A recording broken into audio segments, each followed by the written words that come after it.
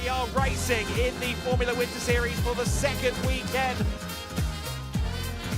1.3 seconds to land. It does get a mighty run outside of the final corner.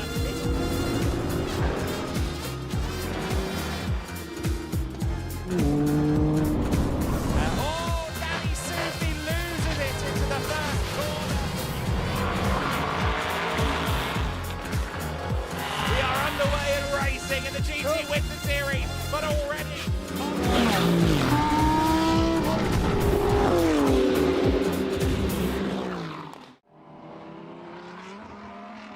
Welcome back to Iberia, welcome back to Portimão, and welcome back to the GEDLICH Racing Winter Series. Our 2026 season starts here, and it starts with an all-GT racing festival. Our prototypes and our Formula cars are yet to come at future events, but this weekend, the GT Winter Series and the GT4 Winter Series are taking up the spotlight and putting on a show, and we start off with the big cars, with the GT Winter Series machines. We've got one race apiece on this Saturday for each championship. So we'll start off with half an hour for the GT Winter Series, followed by a half-hour race for the GT4 cars. A great mix of manufacturers, 16 nations represented among the drivers on the grid. The cars are rolling out onto the pit lane at the moment. Here we are at the Autódromo Internacional do Algarve, and this is our first part of the day. Welcome along, everybody. As you can see, the cars keep on coming from pit lane down onto the track. And we are expecting 29 to take the start here in our first GT Winter Series race of the season. Myself, Adam Weller, here in the commentary box, once again joined by the esteemed Andy McEwen down in the pits, and on the grid, of course, will once again be Izzy Browning. First to you, though, Andy. Welcome back. Are you ready? I think so, yes. Thank you for having me. Very, very excited to be back for, in a way, my third year of GEDLICH Winter Series racing, but sticking out right to the end of the season this time. Really looking forward to seeing how these championships develop over the course of the 5 rounds. And yeah, very, very grateful to be here enjoying the very pleasantly mild conditions that we've had so far today. Bit of rain this morning. The track is largely dry, I think, though, as we head into the race. But as you can see there, later in the afternoon, there is a chance of some more rain, potentially from 3 o'clock onwards. So could well affect maybe the GT4 race later on, but for now, track conditions expected to improve by the minute. Yes, we'll keep our eyes on that one. As you saw, the details, the rundown of the circuit, a little over 4.6 kilometers, a circuit with 15 corners, a circuit with a lot of elevation changes. Not that drivers lean into cliches ever, but they all say the same two things: roller coaster and then up and down. Those are the two main descriptors for this venue, but it's very apropos. This is a circuit that really does highlight the challenge of dipping down into crests and up rises, and we've seen that before. Loss of traction, just coming over the crest of a hill and then just losing the rear end, even in dry conditions. So in these slippery conditions, it is going to be tricky for everybody. You can see on this shot, looking down to the main straight, that there are almost dry patches on the racing line, but it's still damp out there. And this point where it's damp, but you can't really lean into the slicks yet, this is the bit that the drivers all hate. Although, I say that, I look at this shot of turn 3, and I think to myself, I'd maybe stick slicks on the car. But that is an awful lot easier to say from the comfort of our commentary box than out there in one of these cars. But I do tend to agree with you. I think slicks, from what we're seeing so far, have to be the way forward. But it will be definitely a little bit treacherous in the opening laps. There at the final turn, for example, the darker tarmac, the damper stuff, is right on the inside, right on the racing line. So, you know, these cars, particularly the GT3 cars, they have quite a lot in the way of electronic driver aids that can be used. They're not generally an on-off switch, though. So what setting exactly they put them on is down to driver preference. Regardless, though, it does look a little bit treacherous, I suspect. It does indeed, and there's an important car leaving the pit lane. This is the number 11 machine from SR Motorsport by Schnitzelbaum Racing. This is the defending GT3 champion car.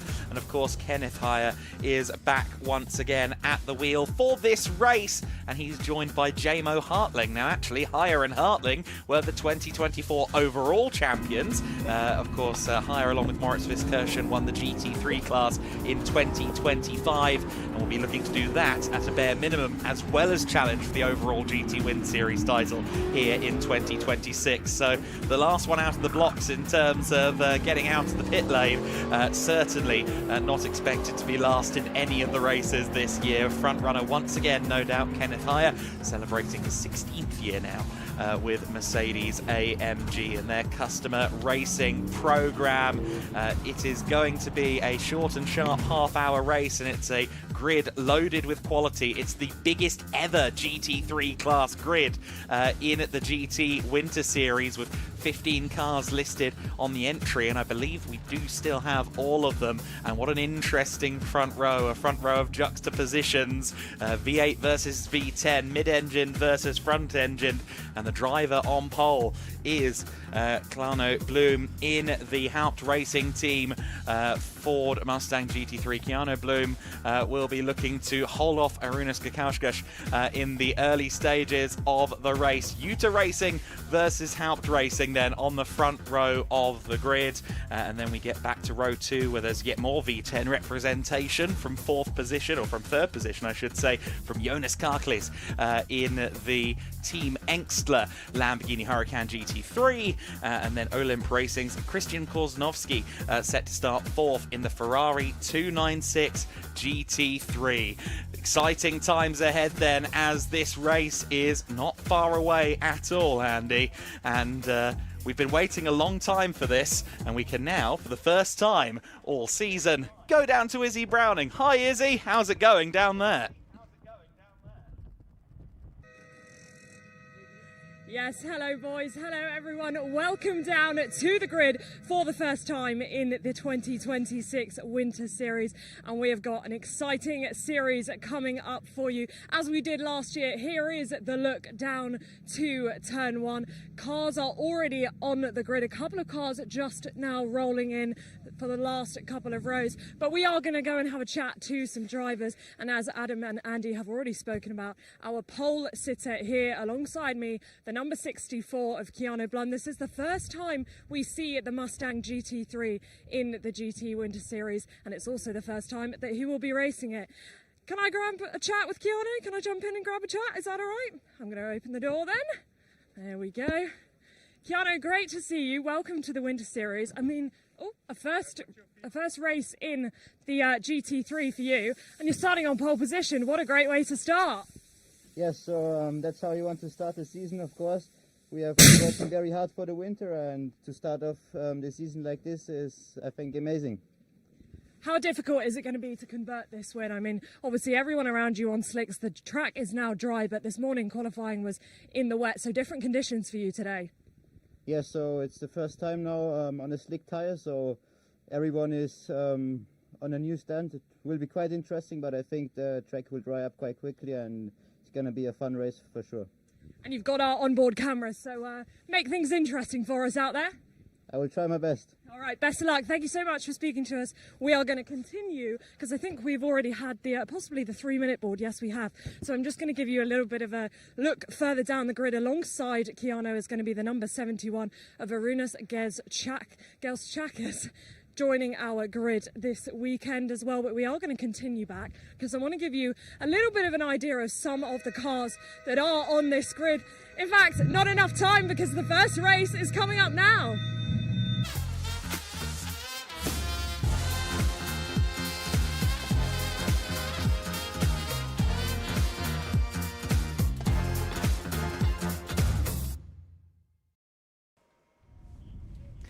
Okay, well, that has snuck up on us very quickly, but we are about to get into the racing for the first time this season in the GEDLICH Racing Winter Series. And what better series to kick us off than the GT Winter Series? This was Genesis. This is where it all started, the Winter Series concept, and it's getting better and bigger every single year. A huge quantity of GT3 cars on this grid, but a few very interesting additional entries peppered in through the Cup cars and the other classes as well. They will roll in just a moment behind the official safety car of the GEDLICH Racing Winter Series. For the first time, we've got our own bespoke car there.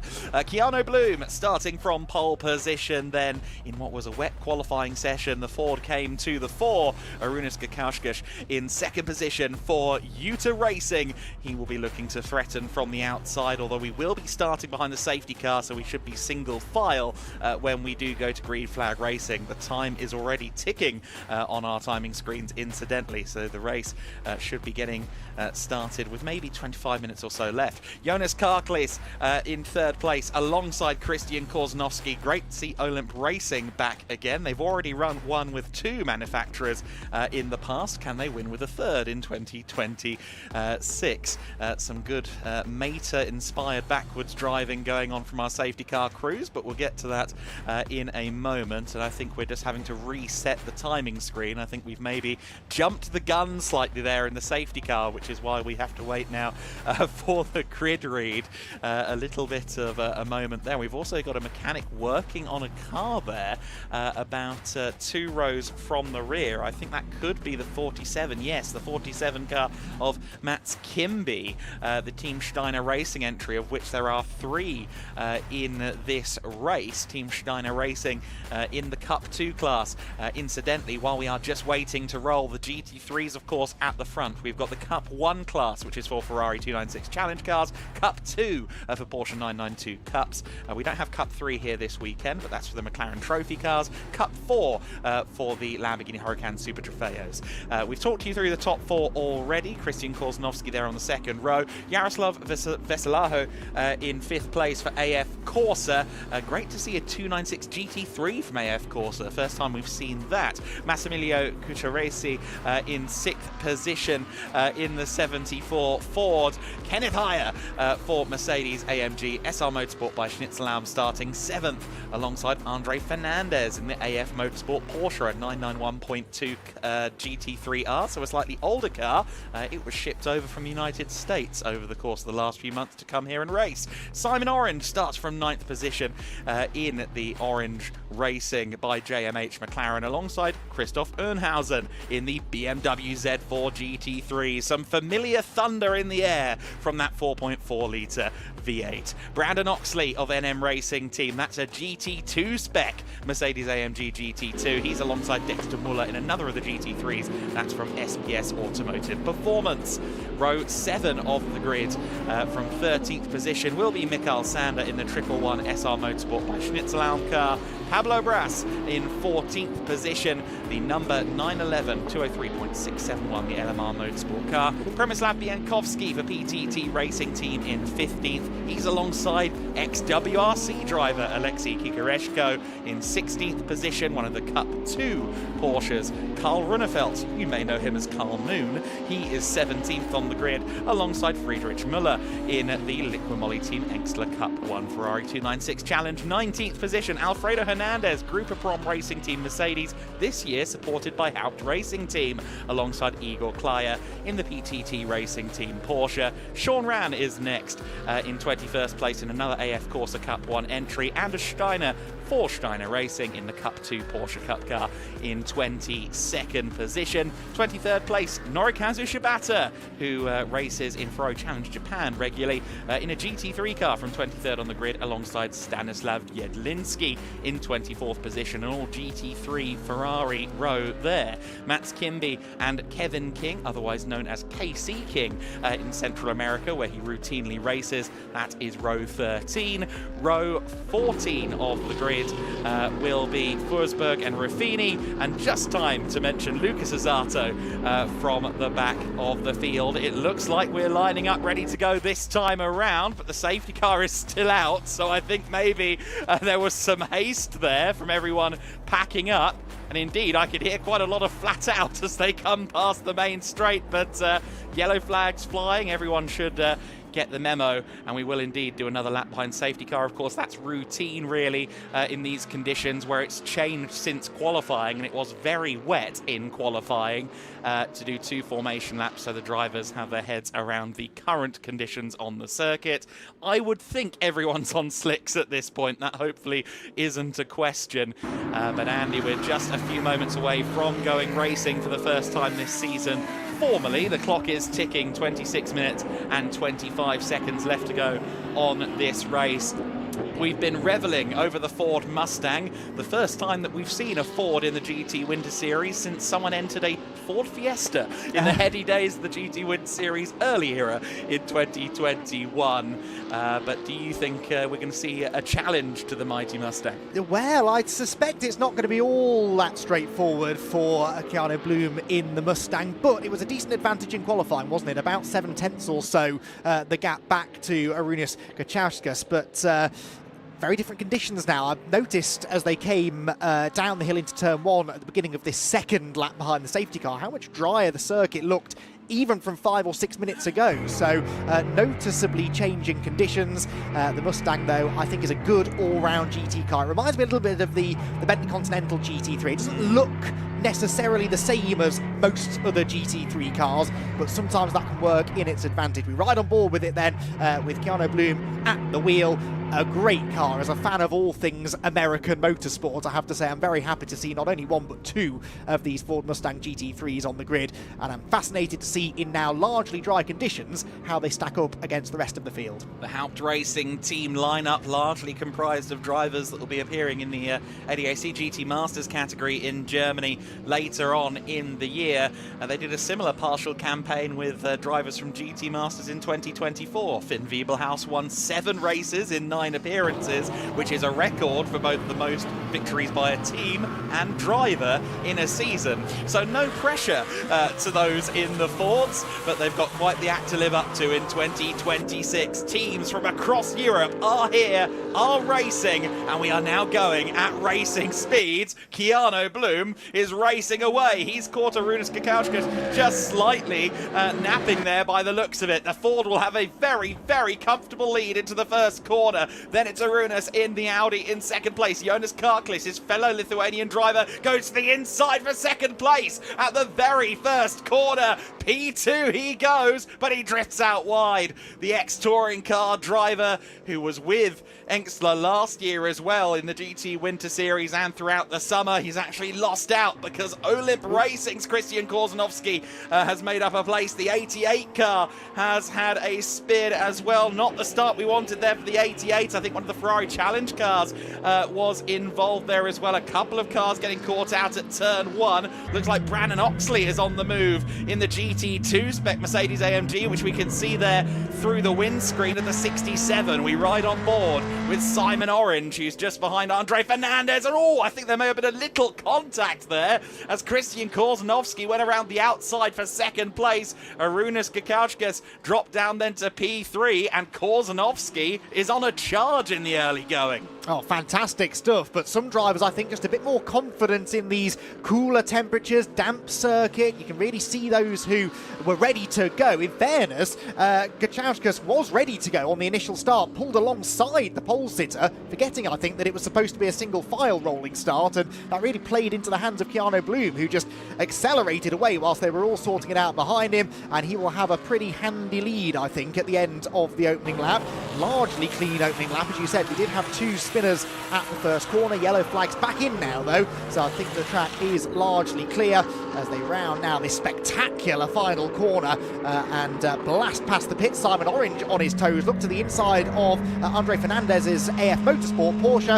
Another place gain. Simon Orange is on it in the early stages. And he wants to focus in on getting all the results he can this year. Simon Orange, along with Marcus Clutton and the Orange Racing by JMH team, going for the full season and going for the championship this year. Christoph von Unhausen in the BMW BMW Z4 GT3, having a look to the inside there of Dexter Muller. How great is it to see the Z4 GT3 and indeed hear the Z4 GT3 this weekend? That car will be with us for a couple of rounds this season, running in the GTX class since it's an out of homologation car, so it's not technically in the GT3 category. But as you can see, Christoph doing a great job in amongst it there in the BMW, a driver who had his first race in August. Wow. That is quite a baptism of fire, isn't it, then, less than 12 months later, but getting stuck in, as you said, tried to make that move on the inside into turn one, but I think drivers just sort of feeling out where the grip is and where the grip maybe isn't, and offline down the hill there into turn one, you saw was still quite damp. He's really wrestling the BMW over the crest of the hill, exiting turn number 8 there. They plunge downhill through the left-hander turn 9, the Craig Jones sweep, and then back up the hill towards 10 and 11, the inventively named Portimão section of corners. This, I'm going to use the word, roller coaster ride of a circuit is already starting to prove what a challenge it is. Simon, oh, and around has got, oh no, that's a spin for the 19, and that is Jonas Karklis pointing the wrong way. Now, did he jump or was he pushed? There's no obvious damage on the Lamborghini, but it, for now, is going nowhere.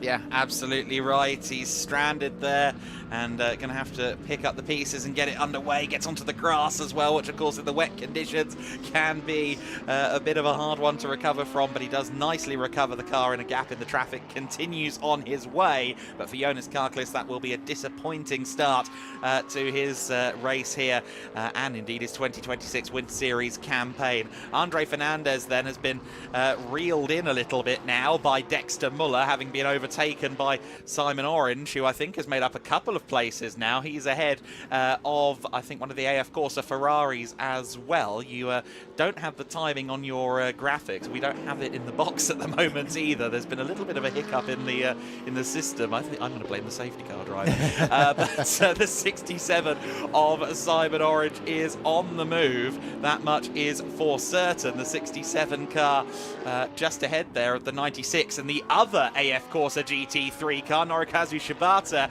has had a spin there at turn 1. Looks like he's got through that without any trouble. Now I want to see where Keanu Bloom is in relation to Christian Korzanowski at the front of the field, because Korzanowski had a charging first lap. Of course, Keanu Bloom took that opportunity to start with a 2 to 3 second lead. And Kenneth Heyer is off the circuit. That must be up at around turn 10, turn 11. Kenneth Heyer off the track, and the defending GT3 champions have not had the start to the season that they would want. The car is still rolling. The car is not dug into the gravel, but that is going to be costly, and I had a feeling Korzanowski wouldn't be far away from our leader. Keanu Bloom still leads the race, but Korzanowski is hunting him down. Yeah, the Ferrari, this agile mid-engine car, the big, bulky grunt-and-go Ford Mustang, a completely opposite pair of cars, and that is going to make for a particularly fascinating battle, I think. It's going to be interesting if we can watch this for a lap or so to see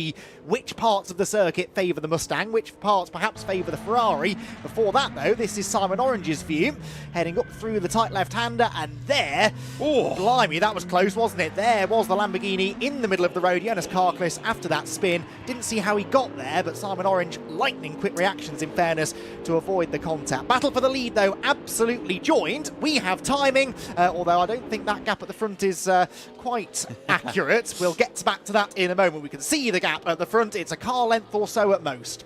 At most, absolutely right. The Ford goes wide onto the rumble strips, and of course that's going to interfere with the traction control in these wet conditions. Christian Korzanowski may take the opportunity here.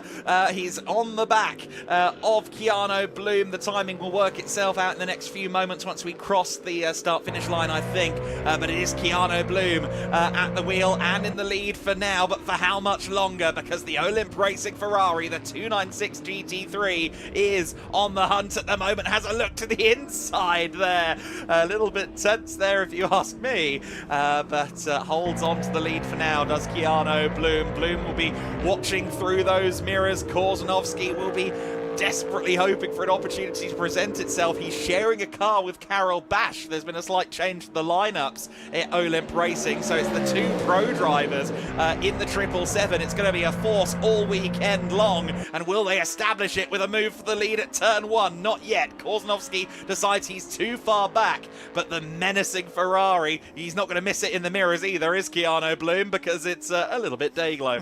Yes, you can see that car from a long way away. It is not a long way away from the back of the Ford Mustang, though, as they climb the hill through the left-hander at turn 4. Next corner is turn 5. That's a great overtaking opportunity if he's close enough. But actually, through the first few corners, I'd have to say that the race-leading car had a little bit more speed by the looks of it. Keanu Bloom, therefore, didn't have to defend into the braking zone and can maybe just take a moment to catch his breath. He looked like he was on the ropes, didn't he, for the last sort of 3/4 or so of the lap. Stumbles upon a back marker, though. That almost gives an opportunity for the pass to be made, but Korzanowski still not quite close enough to take advantage. Yeah, Ulrich Forsberg there in the Cup 2 Porsche 992 Cup car, just taking it easy in these tricky conditions. I don't blame him, but I think Keanu Bloom might have done a little bit, as Korzanowski now is right on the rear taillights of that Ford Mustang. Big, naturally aspirated V8 versus turbocharged V6 power. 2 very, very different cars going head-to-head. The beauty of balance of performance. Oh, a little bit wide. There goes Korzanowski again. He seems quite comfortable using those curves. Oftentimes,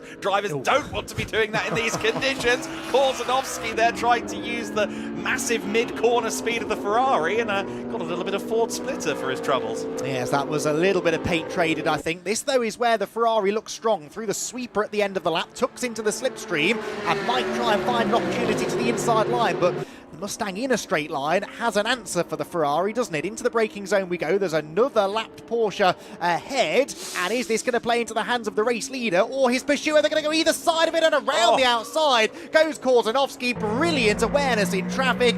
You could sort of see it coming, but it was a pretty good defensive drive from Keanu Bloom until that point. It took a little fumble in traffic to allow the Ferrari to take the lead.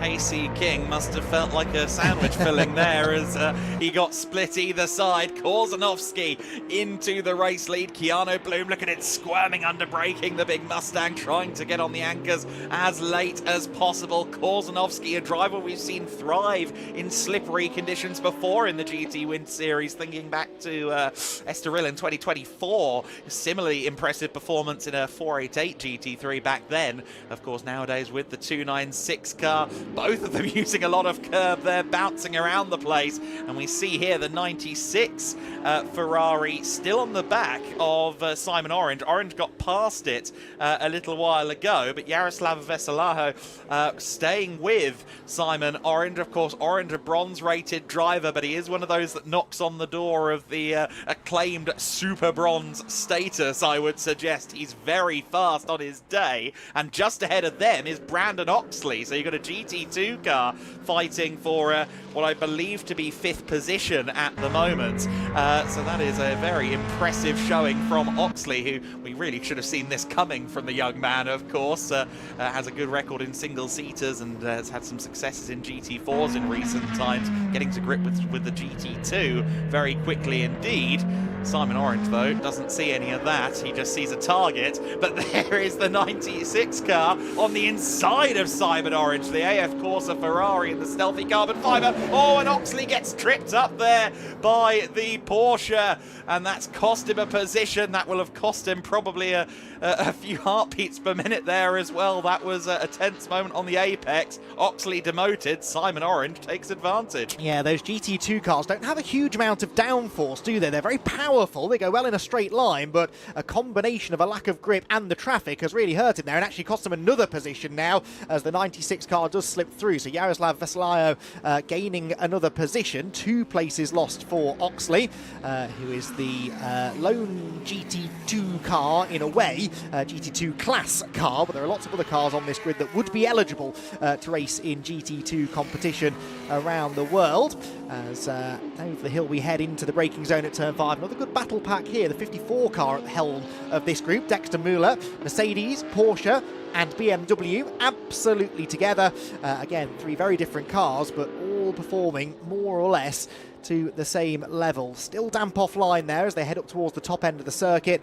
And again, this battle perhaps about to be affected by traffic. Another lapped car to be negotiated ahead. It's worked well for Dexter Mueller at the moment. Lights flashing as they try to work their way through, but there is only really one fully dry line. Everyone wants it. That includes the backmarker cars, and that is continuing to trip the faster runners up. It doesn't lead to a change of position just yet, but Ernhausen definitely looks like he's ready to strike.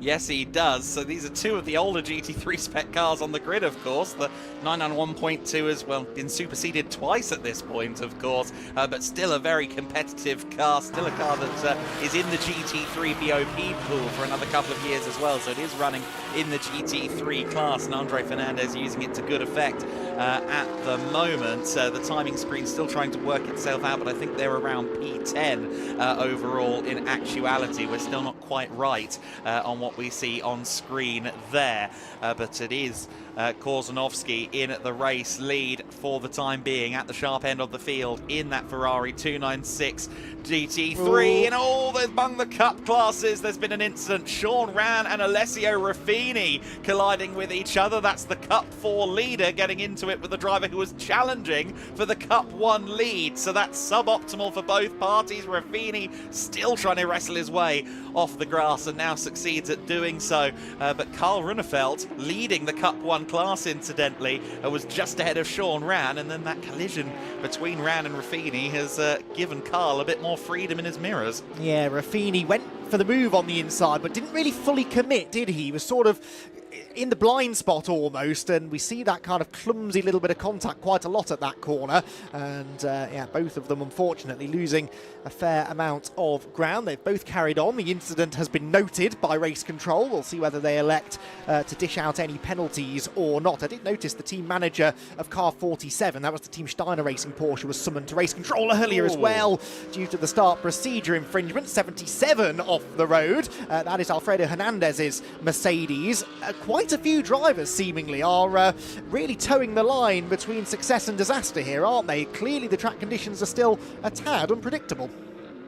Yes, they are. It's certainly a little bit tricky in places. A couple of apex where a veneer of standing water still is present, and that's caught out a couple of people on a few occasions. Korzanovski, though, ploughing through about 3 or 4 seconds clear of the actual second place car. That, of course, being Keanu Bloom in the Mustang. It's displaying as Cucuresi in second, but he's a little bit further back. Simon Orange still under immense scrutiny and immense pressure from the Ferrari 296 GT3 car driven by Yaroslav Veselaho at the moment. The 67 on the defensive line, then the Orange Racing by JMH car taking the inside ground. Smart driving, but a good run there from the Ferrari. Yeah, much better exit speed. The next corner's a left-hander, but then it's two right-handers next up. Can Simon Orange use that to his advantage? No. Already the Ferrari has slipped through, so Simon Orange,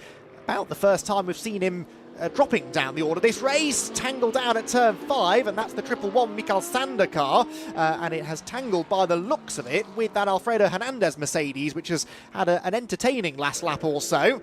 And speaking of entertaining, Simon Orange inventing his own lineup at the top of the hill as well. So I don't know whether this is just drivers being a little bit race rusty, or if it is the tricky conditions, maybe a combination of the two, but quite a lot of little mistakes creeping in this first race of the season. It's to be expected, I suppose, but yeah, a couple of them I think will be quite grateful if they can get to the end of this 30-minute race with a car in one piece. It's been a lively affair. It certainly has been, yes. It's been an entertaining motor race, no doubt, and we continue to see that battle on the fringes of the top 10 with the Z4 and the 991.2. I also noticed that Alfredo Hernandez carrying that front end damage. Could be a story to tell there, couldn't there? But we see the Cup 2, the Cup 1 cars intermingling further back in the field as well. That's a recovering Sean Ran. We ride on board with the leading car in the Cup 2 class, running approximately 14th overall. This is Pablo Brash at the wheel of the car that Leandro Martins, of course, a former title contender in the GT Win Series, will be driving later on this weekend and in the 6 hours of Portimão next month on the first weekend, or first full weekend of February. Behind him, behind Pablo Brash, is the recovering Kenneth Heyer. Where is Kenneth in the overall order? He's going to be around 15th position right now, 13th on your screen, but 15th in the actual order. The 11 car making his way through, of course, the GT3 spec Mercedes with the grip, with the downforce, with the braking ability, but still a recovery drive that he really wasn't was hoping not to have to make. Yeah, not an ideal start to the championship defence, is it? But shows that even the very best could be caught out here this afternoon at Portimão. He's negotiated the Porsche, though, and now starts to get his head down in some clean air. We are, though, into the final third of the race already. These short 30-minute sprints really do fly by, and if you do have an issue early in the race, you've only got limited time then to try and bounce back from that. We're right on board with Keanu Bloom in the Ford Mustang, who we believe is still in second position, but has definitely slipped away from the race-leading Olymp Racing Ferrari of Christian Korzinowski. And will that second position perhaps be under some threat before the race is run? It's a learning curve this for everyone. Lots of these teams and drivers will be not necessarily hugely experienced in their respective cars, and so the Winter Series providing a great opportunity to get some race mileage under their belt and make the mistakes now, perhaps, rather than a little bit later in the season. The Mustang, though, for now, looks fairly comfortable in that second position. It does indeed. Keanu Bloom, I think, around 20 seconds clear of the third place car, which is the other Mustang, the Massimiliano Cuccaresi driven car, the Haupt Racing team number 74, although actually the Audi, I think, might be between those two on the road. In actuality, it's just a matter of getting that straight at the moment. The Audi from the Utah Racing team. There's Alessio Ruffini on the recovery drive, going a little bit deep there into turn 13, still leading in the Cup 4 class, incidentally. We don't have Petar Matic out there, so I think Ruffini may actually be running uncontested, which is a shame for him, of course, because the more competition you have in your class in the GT Winter Series, the more points you score. And former GT Winter Series champion Mikael Sander is unfortunately in the pit lane. Has there been some sort of hiccup there for the SR Motorsport by Schnitzelbaum car? There is hopefully not a major issue. Hopefully they can get the car fixed overnight, but certainly not the way the race would have ended in Mikael Sander's version of the script. No, we did see that car involved maybe in some contact at turn 5. It was certainly wide with another car, wasn't it, about 5-6 minutes or so ago, so maybe picked up a puncture or some other similar damage, so that's not ideal, is it? First race of the season. They're not back out on track until tomorrow, though, so any battle scars that are picked up in this race, the teams have plenty of time to make the repairs that they require. GT3 and GT2 Mercedes AMGs here doing battle as they drop down through the first corner, and Dexter Muller part of this scrap again in the number 54 car, the blue car. And there, the number 15 behind, that's Brandon Oxley. So this is a battle for overall on-track position, even if they do run in different classes. We see this quite a lot in the Winter Series, though, a bit of mixing of the classes. And always interesting to see where the strengths and weaknesses lie of cars that might outwardly look very similar, but actually run to very different regulations. Yeah, absolutely right. Dexter Muller on the attack here, trying to get around Stanislav Jedlinski. I think that actually might be Jedlinski going a lap down. Yes, it is. So Dexter having to do a bit more work, I think, than he perhaps should, but gets it done around the outside line, gets the power down, going over the crest of the hill and across the curves. He is running P7 at the moment in the race on corrected timing. Brandon Oxley goes around the outside of the number 5 Ferrari as well. Stanislav Jedlinski making it a bit easier for Oxley than he did for the GT3 car. There is the leading the second place Mustang, as it now is, the 64 of Keanu Bloom. It's owed a lap on the timing screen. That's where the confusion is coming in with what I'm saying versus what you're seeing.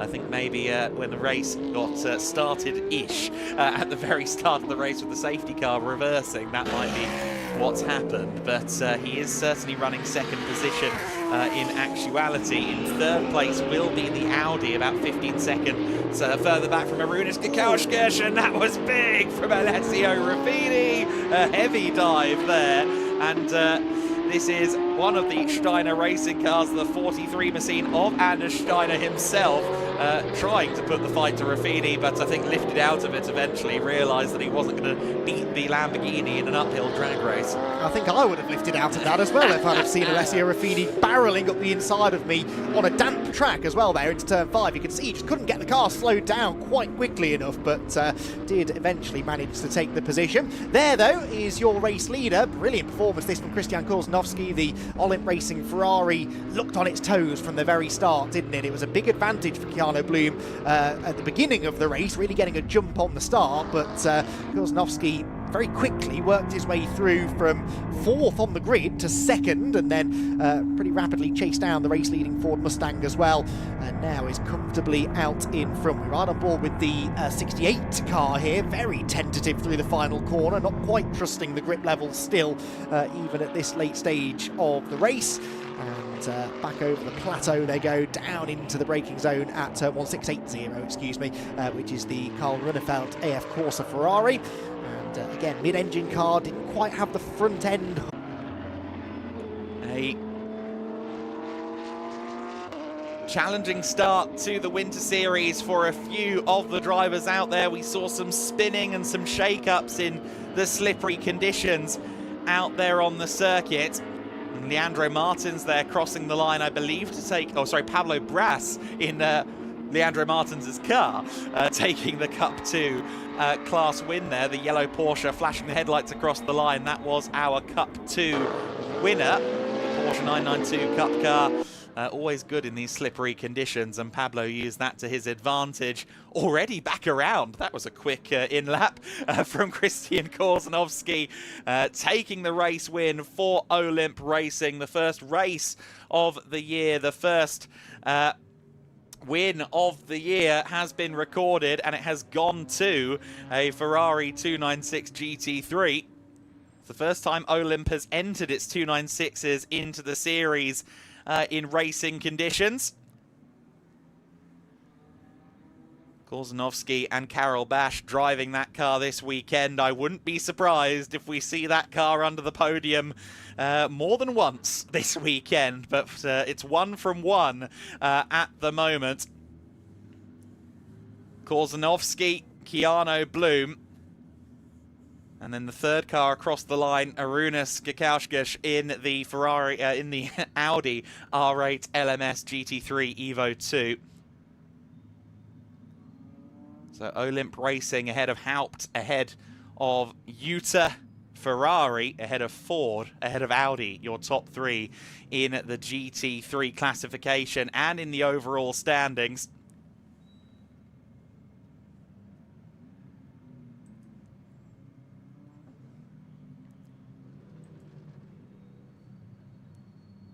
Celebrations already going on down there with the Olymp team. Of course, they'll be delighted with that. Korzeniowski debriefing with his team, and we'll be going down there to Izzy, who's caught up with Christian Korzeniowski in just a few seconds' time. And it will be a story, I think, of some lap traffic intervention, among other things. Certainly a challenging race for him. We saw, I think, just about everybody get caught out by lap traffic at one point or another. And we are now going to go down to Izzy underneath the podium. We can indeed. I have our first winner of the 2026 Winter Series alongside me, Christian. What a race from you. I mean, best way to start the season. Thank you very much. It was tricky from the beginning because there was some damp places, so we should have, be constant and really stay on the safe side. And you were having quite the battle with Keanu, but then you used the traffic perfectly, got around, and then he was left in your rear view mirror, and you were just off into the distance.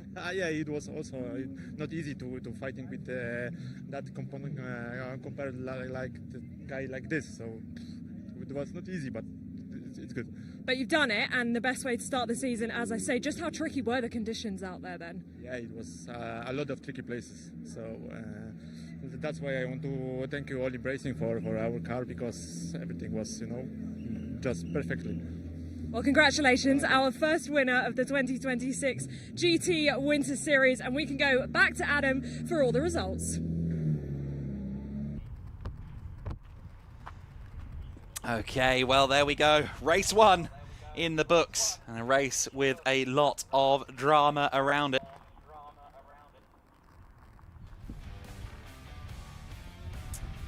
So then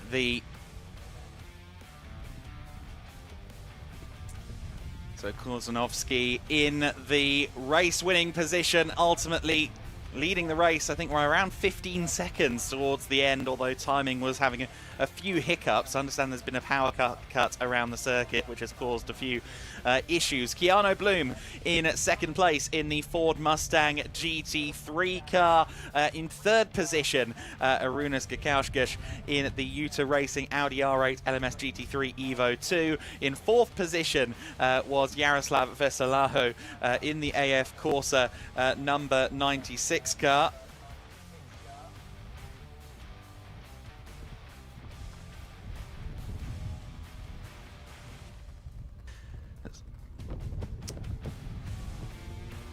We're going to regroup now and get to the podiums in a short while, but we'll first hear from some of our commercial partners.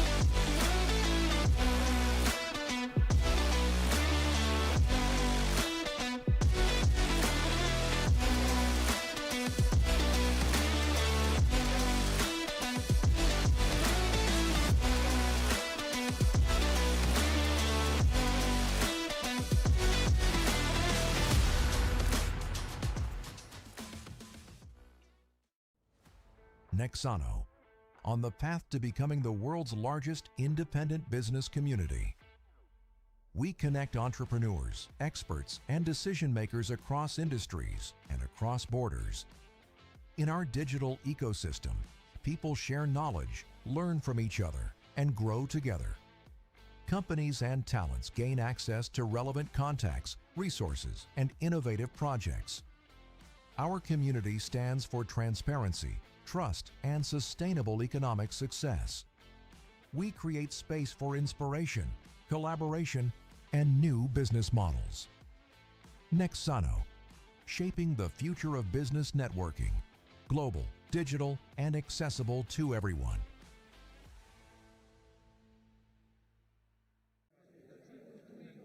Well, the podium coming up very shortly, but I've managed to come down and grab our P2 Keanu again. Keanu, we spoke on the grid. I mean, it was a great start, but then things just sort of fell away from you there. Just explain what happened. Yeah, so we had a mega start. Had a big gap at the start, and then just drove my race. But the Ferrari was incredibly strong, and I tried to do my best to defend him, but he got past after 4 laps, and then we just drove our race and managed to tie as well. Where are you lacking specifically on this track compared to the Ferrari in the Mustang? Yeah, so he's quite fast on the straight line, and we lack a bit of traction, so we have to get that fixed, and we'll bounce back stronger tomorrow. Is there anything you can do, anything you can change setup-wise to help for tomorrow? Well, we have to look on the data and see where we really lose all the time, and I hope it will be better for tomorrow. And of course, you'll be back in the car tomorrow afternoon in race 3, but you'll hand over to your teammate. I mean, just how much have you been enjoying driving this car? I know that race probably is not the way you wanted it to end, but still an enjoyable car to drive. Yes, looking at the car, I think it's the best looking car on the grid, and just hearing the engine makes a lot of fun. Yeah, well, we're enjoying having it in the Winter Series. As I say, another race for you tomorrow, so congratulations on the P2. Go look into the data and see what you can do for tomorrow. Perfect, thank you very much. All right, podium coming up very, very shortly, but there is our P2, Keanu Bloom. Thank you very much, Izzy. Keanu certainly putting in a good show. Ultimately, though, 10 seconds back from Christian Korzeniowski. Korzeniowski, though, our race winner. Ferrari from Ford. That's how the Le Mans 24 Hours should have gone in Enzo Ferrari's script in the 60s. Let's have a look at some race highlights. Korzeniowski from 4th position at the start of the race was caught up. The Ford Mustang of Keanu Bloom getting a brilliant start as the race got underway and led the early stages. Of course, Arūnas Gakauskas having a bit of an issue early on. The number 19 Lamborghini Super GT3 car had a spin, as did a few of the others. Kenneth Heyer with perhaps the most spectacular one off the circuit and falling down the order. Simon Orange did well to avoid Jonas Karklis as we rode on board with him in the number 67 car from Orange Racing. And a lot of the drivers taking it a little bit easy. We're on slick tyres, but certainly some damp patches around the circuit. The 155 car, the Liqui Team Engstler machine, in a fight with Alessio Ruffini. Friedrich Muller there losing a position, and this was the moment the lead changed hands. Korzeniowski taking the outside line, getting around the big Mustang as the traffic intervened, and the intra-class battles continued at pace as well. Lots of intermingling in the midfield, as is always the case in the GT Win Series. Alessio Ruffini and Sean Rann had a collision. Oh, and we didn't see that one at the time, but in fact, yes, we did, of course, but it was Sander and Hernandez. I think we caught the latter half of that in the live pictures, but certainly Sander went for a bit of a hop, skip, and indeed a jump. Kenneth Heyer was working his way back through the field after his spin earlier on. The Mercedes AMG GT3 Evo running in the top 10. And this was the number 27 car diving to the inside there. That was the PTT Racing machine of Przemysław Bienkowski, who was a bit anonymous in this race, ultimately finishing in 15th position. And the race ending, of course, with Christian Korzeniowski crossing the line to win the race. Certainly not the script I think any of us expected for this first race, but the Korzeniowski and Karel Basch car was heavily favorited by a lot of us in the paddock for the overall win, and the overall win he did indeed get.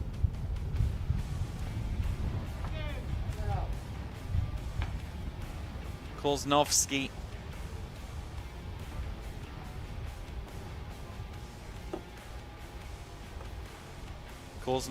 in the Ferrari 296 11 seconds clear ultimately at the front of the field of Keanu Bloom in second place, Yuta Racing's Arunas Gakaushkash in third place, Yaroslav Veselaho in the 96 in fourth position, Kukaresi fifth in the Haupt Racing team, the sister Ford Mustang, Simon Orange in sixth place, Dexter Muller in 7th position ahead of Brandon Oxley in the sole Mercedes-AMG GT2, finished just ahead of Jonas Karklis. Alfredo Hernandez rounding out the top 10 ahead of defending GT3 champion Kenneth Heyer. Difficult start to the year. Christoph Ernhausen in the GTX class BMW Z4 GT3 finishing 12th ahead of Andre Fernandez. Pablo Brash in 14th. Premislav Bienkowski in 15th place ahead of Karl Runefelt. Alessio Raffini 17th. Igor Klaya in 18th. Anders Steiner in 19th place, and Sean Ran rounding out the top 20 ahead of Lucas Azato, who picked up some places from the very rear of the grid in 21st overall. Norikazu Shibata in 22nd. Mikael Sander did make it back out onto the circuit and finished 23rd after a visit to the pits.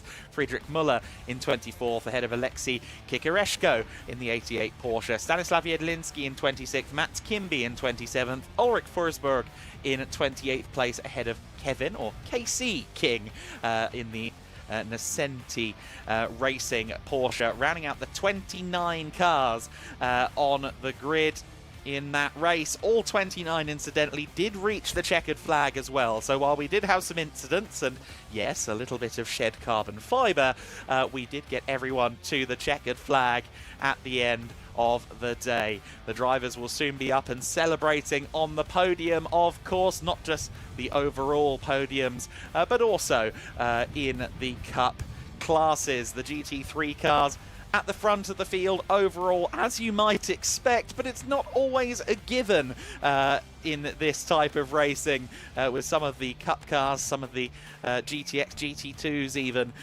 being driven by handy pro drivers or handy young drivers looking to make a statement. But on this occasion, it is an all GT3 podium, and Keanu Bloom was the driver who finished second, Christian Korzanovsky, although Korzanovsky has just dropped down to third on my timing screen, which I think might be an aberration. Korzanovsky, the race winner, undoubtedly.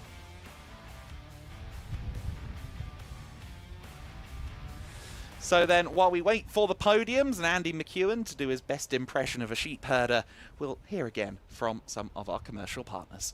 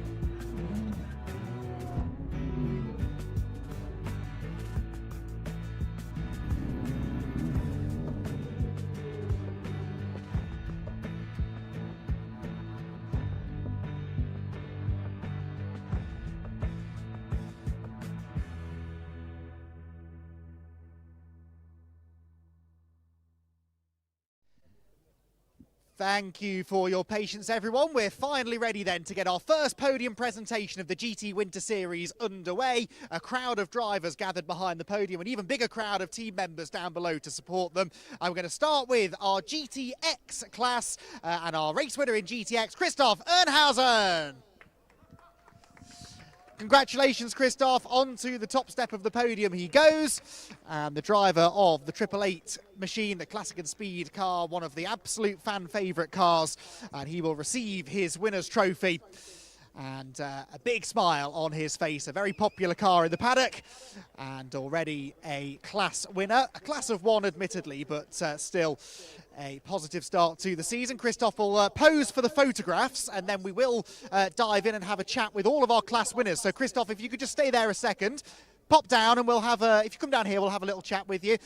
Christoph, congratulations, first trophy of the season. A real fan favourite car, but how was it out there in slippery conditions? Oh, it was fun.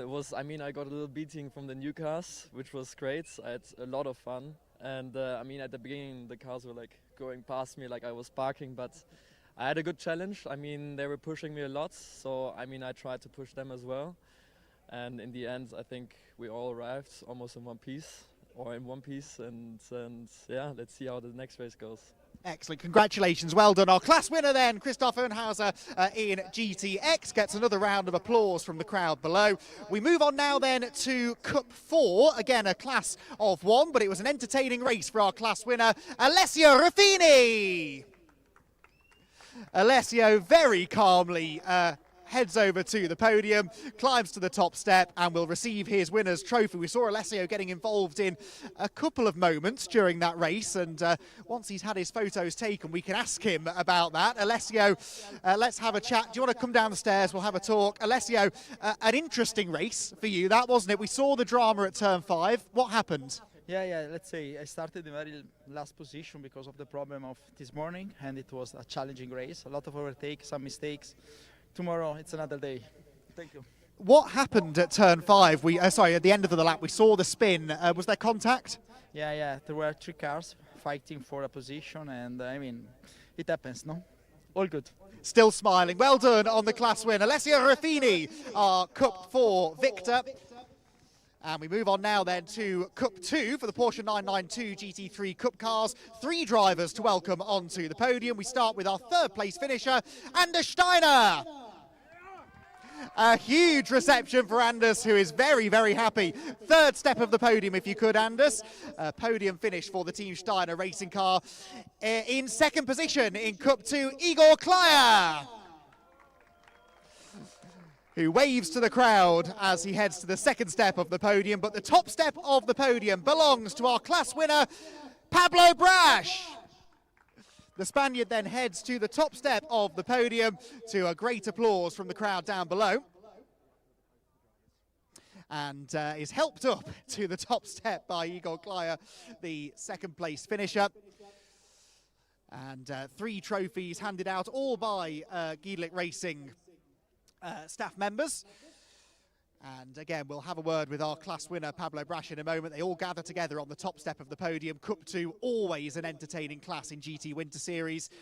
And we're excited to see how those battles continue into tomorrow. Photos, I think, largely done down below. And we'll have a word with our class winner, Pablo Brash. Pablo, do you want to come down? We'll have a quick talk to our class winner. Pablo, congratulations. It's a competitive class is Cup 2. You must be happy to get a first win of the season. Yes, in the first my English is horrible, but the race is very good. Final, the track is dry, and the setup of the car is very good. The teams work perfect. Perfect. Well done, Pablo. Congratulations on the win in Cup 2. Cup 1 is the next class that we have to head to, and that's for the Ferrari Challenge 296 cars. We start with our 3rd place Cup 1 driver, Lucas Azzato. Lucas strolls out to the podium onto the 3rd step. He will go, the Kessel Racing driver. It was an AF Corsa 1-2 though. In 2nd position, Sean Ran. And an AF Corsa driver claims the win in Cup 1 as well. Give it up, everyone, for Carl Runnefeld. Congratulations, Carl, onto the top step of the podium. AF Corsa with already plenty to celebrate and 2 trophies to take home with them already from their weekend here in Portimão. And they'll be hoping to add to that tally tomorrow as well, with another pair of races coming up.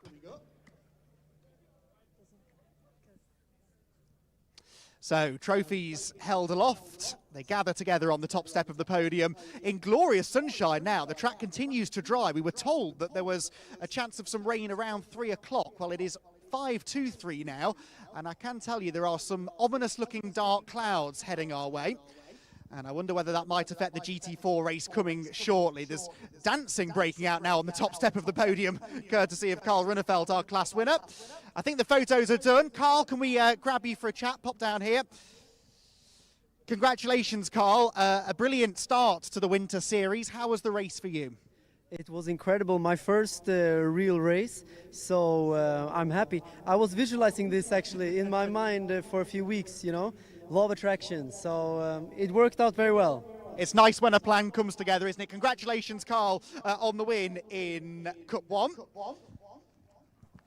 And we can now move on to our final podium. Oh! Carl Runnefeld celebrating with a handstand. That might be the first time I've seen that. Looking forward to more gymnastics as the season goes on for the AF Corsa driver. So our final podium then, our top 3 drivers in the GT3 class, and we start with our 3rd place finisher, Arūnas Gaižauskas. We interrupted a conversation, I think, that Arūnas was having backstage. But he makes his way out to the 3rd step of the podium now. 2nd place for the car that started on pole position, Hout Racing Team's Keanu Bloom. And Keanu gets a great reception from the crowd down below. The Ford Mustang 2nd in our first race of the season. The first victory, though, in GT Winter Series goes to Ferrari, to Olymp Racing, and Christian Karzanowski.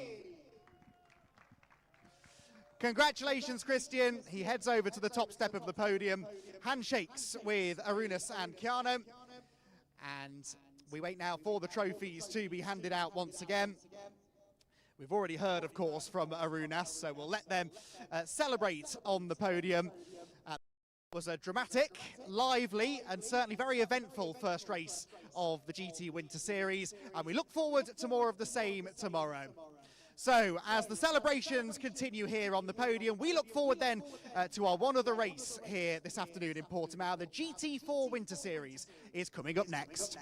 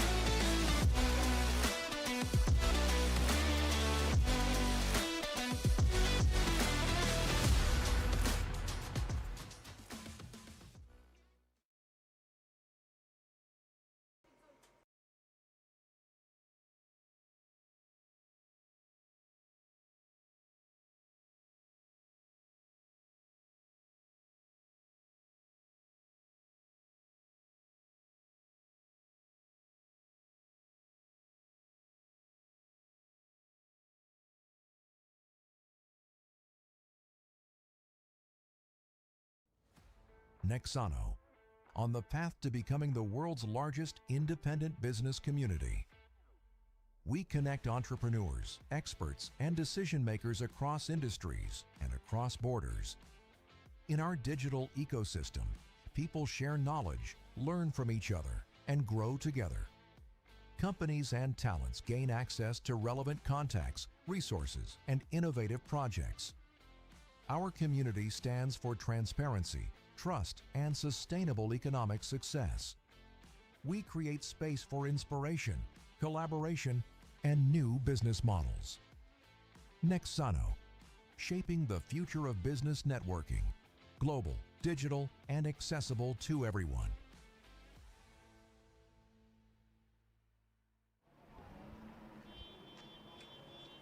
So then, the GT4 Winter Series is up next. They'll be out on circuit in about 2 or 3 minutes' time.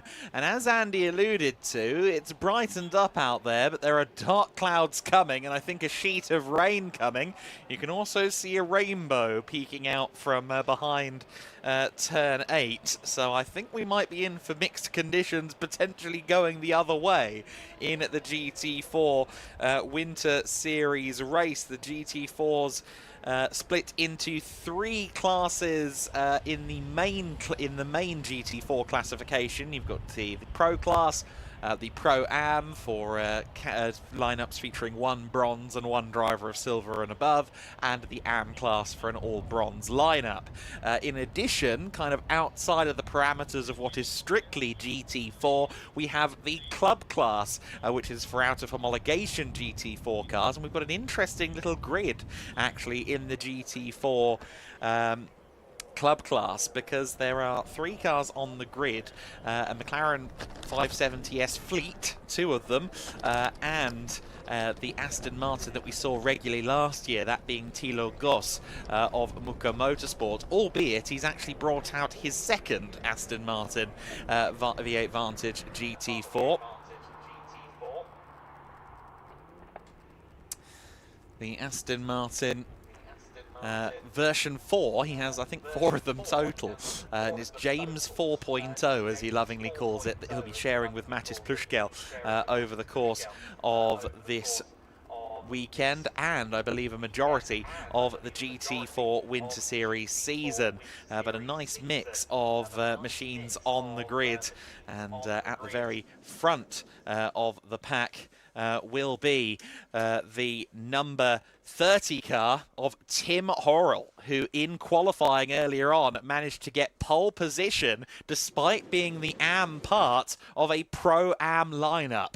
Tim Horrell, who we lauded quite often last year for having good wet weather performances. It was a wet qualifying, and he used that fully to his advantage. He will start on the overall pole position alongside Hugo Bach for Greystone GT. Greystone GT put in quite a lot of effort to get that car onto the grid because they had an accident in the practice sessions on Friday, so that car needed to be effectively rebuilt coming out of Friday, and it is now good and ready to go. Lots of interesting stories here on the GT4 Winter Series grid. We've got quite a few drivers who are GT racing or indeed car racing debutants on the grid. In the GT4 Win Series as an overall package for the season, I think one of the big talking points is going to revolve around that 11 car in the centre of your screen. The Mercedes-AMG GT4, one of 2 from the SR Motorsport crew. That 11 car, Enrico Ferderer and Joel Mesch's machine. Those 2 have both been vice champions in the GT4 Win Series previously in 2024 and 2025. SR Motorsport, a 2-time vice champion in GT4 Win Series, and they'll be looking to go one better and clinch the crown in 2026. WNS Motorsport has 2 drivers looking to defend a title this season. Tim Horrell was the Pro-Am champion last year in the GT4 Winter Series, and we'll see if he can match that performance this season. He's certainly starting from overall pole position, off on the right foot coming from qualifying. And we also have Joachim Bolting with WNS Motorsport. He won the Am Championship last year with a Plus Line Racing team entered car, but he's now with WNS Motorsport, and he'll be looking to get a good result in. If it does get damp around the circuit at any point this weekend, historically, we expect Joachim Bolting to move through the field very quickly indeed. We saw that here at Portimão last year, of course. It's a fairly even split across the classes, incidentally, in the GT4 Winter Series. As I said, we've got a nice populated club class with 3 cars there, but we've got a healthy grid in the Am, the Pro-Am, and the Pro classes as well to make things very interesting. Another key point of interest, I feel, though, will come from row 2 of the grid. Robert Cronin at the wheel of the Rafa Racing by Racelab entry. He is part of an all-brother lineup in that team.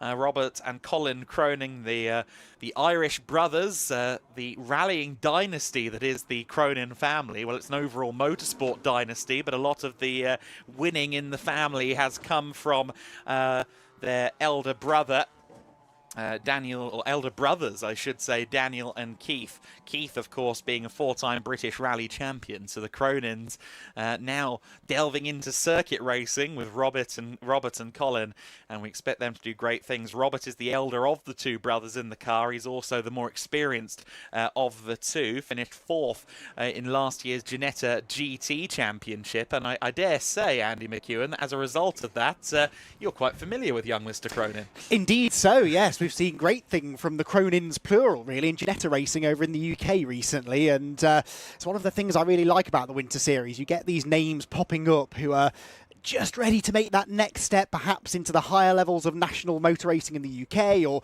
indeed international motor racing as well. We saw it last year, didn't we, with a handful, particularly of the GT4 class drivers, and always interesting to see how they get on in what for many is their first taste of European competition. It is a step up from what they're used to in the UK, especially those who have come out of one make racing, as the Cronins have. This is a very different kettle of fish altogether. So yeah, really interested to see how they get on. Interesting in general, I think, to see how this race pans out, because it was a qualifying session that was affected by the weather. We had a little bit of a shower partway through. The track had never really fully dried out, actually, after this morning's rain, and I wonder whether we'll be talking about the same drivers on the pace in the race as we were talking about being on the pace during qualifying. Only 3/10 separated Tim Horrell from Hugo Back at the front of the grid. In fact, it was a fairly compact first couple of rows, but now in much drier conditions, for now at least, that may well change as we move through the 30-minute race. Yeah, and really interesting to see Tim Horrell, of course, as an AM driver there on a pole position. We already touched base on how good he's been in the wet historically, and indeed just how impressive his performance was earlier on in qualifying. But in 2025, after winning the Pro-Am title with us in the GT4 Win Series, he had a great year in general. He got his first wins in Porsche Sports Cup Deutschland with WNS Motorsport. He even made some cameos in the GT4 European Series towards the end of the year, and I think turned a few heads as well. And it's actually something we see quite a lot here in the Winter Series paddock, is we kind of get the scoop on a lot of these quick bronze drivers who kind of, shall we say, skew the intentions of the Pro-Am or Am classifications with their sheer speed. Dustin Blattner, who's gone on to become one of the most revered bronze drivers in any championship. He was with us 4 years ago now in a Porsche Cup car run by Manthey, and well, we've seen him go on to the very highest levels of GT competition, and again, slightly break the bronze system. Will we see Tim Horrell do the same here? Let's go down to Izzy Browning. She's got the inside line and indeed her feet on the ground.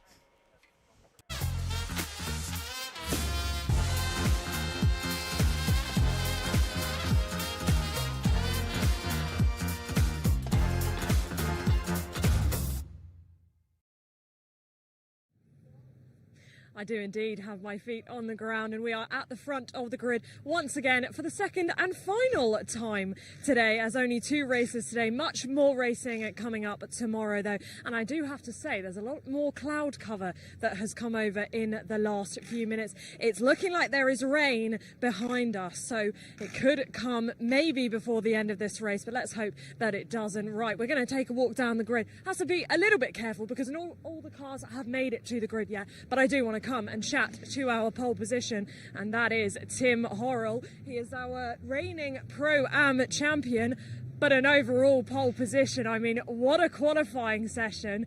How pleased are you with that? Yeah, definitely pleased. Porsche definitely were strong in the rain. I expect the competition to be a lot closer when the race starts, but yeah, testing went well, so we'll see.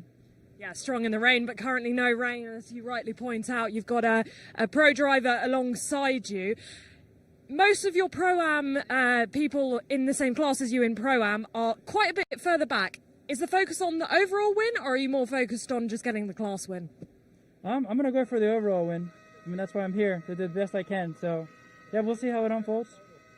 Love that. Go well out there. Thanks for speaking to us. Right, we're going to continue just on the grid. I've got the number 17. Now, this is the first pro car. As I said, Tim Horrell is the Pro-Am entry, and he has taken the overall pole position. But we do have the number 17 Greystone GT car, and this is the first of the pros. Hugo back in this car. Hugo, welcome to the Winter Series. Great to see you. What are your thoughts ahead of this race? Yeah, but the thought easier is just to win it, of course. But yeah, super happy to be there with all the guys. Greystone, first race with them, first race with McLaren. Yeah, we had kind of a moment yesterday, so happy to be in this front row and pole in class. So yeah, and more than this, it's the birthday of my sisters. It's the 17th. We are running number 17, so that's kind of a good day. Well, let's hope it continues to be a good day. How tricky is it going to be down towards that first corner? Well, we're going to be safe, of course, because there's nothing is going to be played at T1, and we have a really good car. The pace is going to be good. So, yep, let's have fun, and we'll see at the finish line. Yeah, but you've got a lot of cars behind you that do want to be in front of you down to that first corner, though. Yeah, that's for sure, But I'm pretty confident, to be honest. All right, thanks for speaking to us. Best of luck out there. Right, we will continue back. I know the 1 minute board is going to come out very shortly, but we'll see if we can continue back a little bit further. So that is our first pro. We come back onto the next row, and it is an all-pro row 2. We've got the number 26 of Lucas Cartelli alongside, also joining the grid for the first time. And then we have a familiar team, but not a familiar lineup, because we have Race Lab and the two brothers of Robert Cronin and Colin Cronin. Robert, the older brother, will be in this race. We will see Colin in the race 2 tomorrow. And with that, we will head to the race.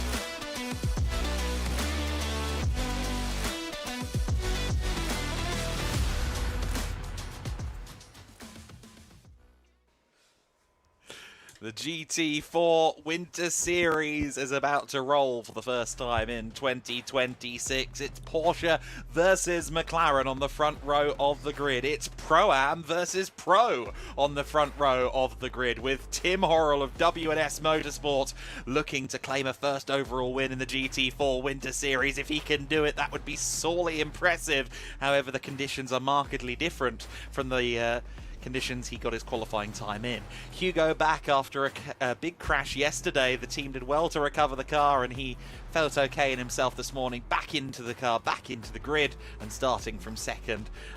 Great effort from him to bounce back. Third position will be Lucas Cartel of Speedy Motorsport, the Pro Class entry, one of 2 Toyota Supras from that crew. Third on the grid, Robert Cronin, the elder Cronin brother, graduating into full-fat GT4 cars in multi-class competition for the first time. Fifth position, Ravi Ramid for the Racetivity or L'Espace Bienvenu team in 5th position. Once again here with Charlie Robertson, once again here for a full season, and this time not an invitational entry. Then it's the first of the club class cars, Rafael Riani, proving to be a bit of a disruptor in qualifying in the older 570S GT4. That could be interesting. 7th position on the grid, Enrico Ferderer, last year's vice champion, looking to go one better. He's alongside Gonzalo Araujo on the 4th row of the grid. On row 5, the Mercedes AMG GT4, driven by Alexander Zbobrovs, the Team BRT entry, alongside Pavel Savicka, the father of the father and son duo at Blue Garage Racing. Son Troy set to race later on in the weekend. They are a Pro-Am entry. Then it's an all-club class, row number 6 of the grid. The other Zome Racing McLaren 570S GT4, that's Breno Aruda, alongside Thilo Goss, the man who has an appropriately thundering car for someone so deeply involved with the band Rammstein. We'll get to that during a red flag at some point, I'm sure. Villicuna in 13th place, the 111 car alongside Jose Garcia in 14th for Sunda Motorworks, one part of a husband and wife pairing, along with Oana Graciela. And at the back of the field, quite surprising this, Joachim Bolting starting from the rear, expecting him though to climb up through the order. And it does appear that we've lost the number 8 Speedy Motorsport Toyota, at least on those graphics. Yes, not on the grid for this race, unfortunately. So the number 8 car not taking the start in this one. That was the AM class entry Toyota GR Supra GT4. Hopefully they're not finished for the weekend. I haven't heard anything to that extent, but certainly not on the grid for this race after issues in qualifying. So then, as with the GT Winter Series race previous, we are already running the clock. We're officially onto the second lap of the race here, but the race will properly get started with a single file start controlled by this man Tim Horrell. And you see there using the hand brake lever on his car. We had a look at the system that he utilised as a hand control reliant driver last year, and he's not changed it since then. In fact, at the start of 2025 he told me, I finally feel comfortable in the control of the car. I feel that we've got the setup right with my hand controls for the first time.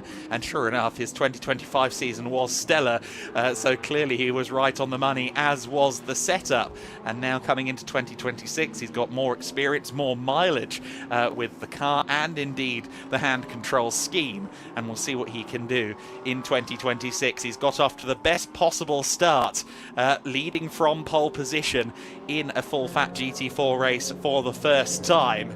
And let's see what he can do up against Hugo Bach. Hugo Bach, a driver that we would expect on paper to be able to clear Tim, but who knows, Tim Horrell may have found a bit of an X factor over the winter here.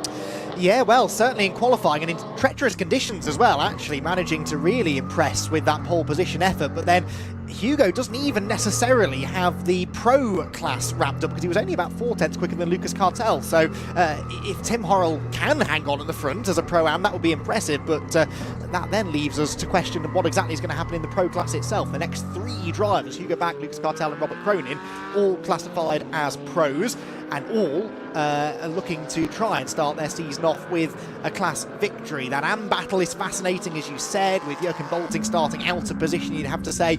I think we're in for an entertaining 25 minutes or so of racing. Expect the safety car in this time, Adam, and yeah, interesting to see what happens. I would wager that qualifying has told us almost nothing about how this race is going to play out here in the GT4 Winter Series. The conditions are markedly different, the circumstances are markedly different, but the thrills, I think, will be next level here as we kick off the GT4 Winter Series at the Autódromo Internacional do Algarve here in sunny Portimão. Sometimes sunny Portimão. It's had its moments today. Tim Horrell is out onto the final corner. He's put the hammer down by the looks of it. We are racing, and Hugo Bach has really timed the start to perfection behind him. The McLaren Artura in second place. Lucas Cartel has got a good run down the main straight as well. But it's Tim Horrell who leads them to the first proper lap at racing speeds. And by the time they get to turn 1, Cartel side by side with Hugo Bach. He's not quite going to get there. Robert Cronin with Ravi Ramyid up his inside. Ramyid being a disruptor. Another AM driver from a Pro-Am lineup, taking an early move forward.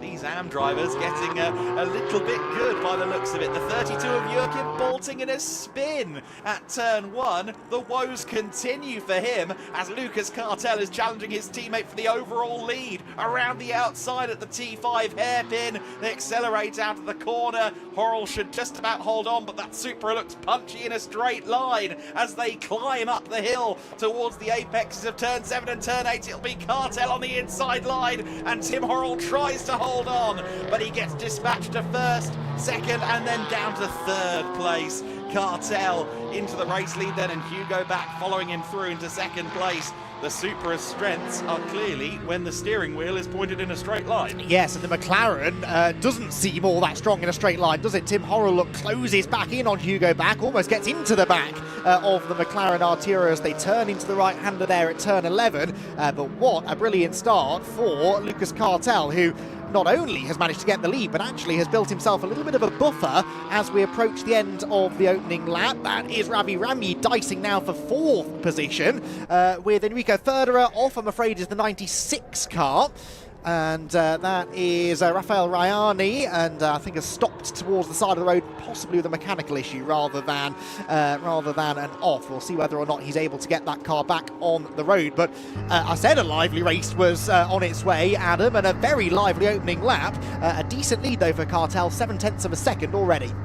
Yeah, exactly. Cartel with the early lead then as this race fires into life. We ride on board with Enrico Federer in the 11 car. There have been some dramas down there in the SR Motorsport pit with the GT4 cars. I think it was the 11 that had to be replaced. They had to get the spare car out because of an engine issue. Meanwhile, Tim Horrell is not giving Hugo Back any breathing room. Yes, he's got down to 3rd place, got demoted to 3rd place, but Hugo Back under immense pressure from Tim Horrell in 2nd and 3rd position. In 4th place, Ravi Ramyeed under immense pressure as well from Enrico Federer, the Espace Bienvenue BMW.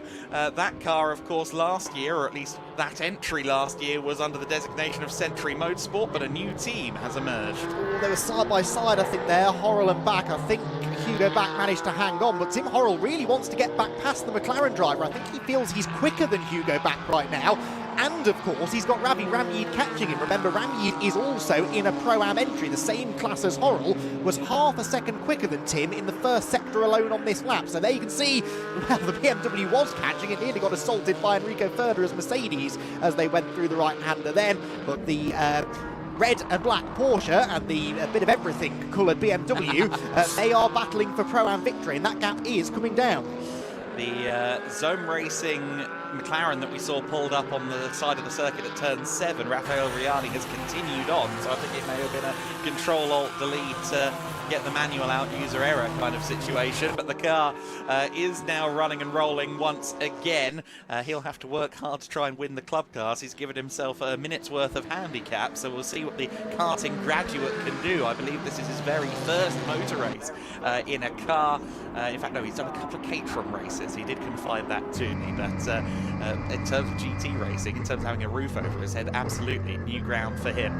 Enrico Federer then, who of course won the ADAC GT4 Germany Championship overall, along with his cohort J-Mo Hartling, who we'll see in the GT Winter Series in tomorrow's 2nd race of the weekend. He'll be looking to try and stamp his authority on this one and try and fight for an overall podium. But right now, Ravi Ramyeed and, moreover, the rather bulbous BMW are making it quite difficult for the German. Yeah, Ravi strong in that first sector, a purple first sector for Ramyeed, so fastest of anybody so far, but then out of the hairpin at turn 5, seems a bit sluggish. Federer to the inside, dab of the brakes look for the Mercedes driver. He realised that was a low percentage move that he was attempting, and Ravi Ramyeed for now hangs on.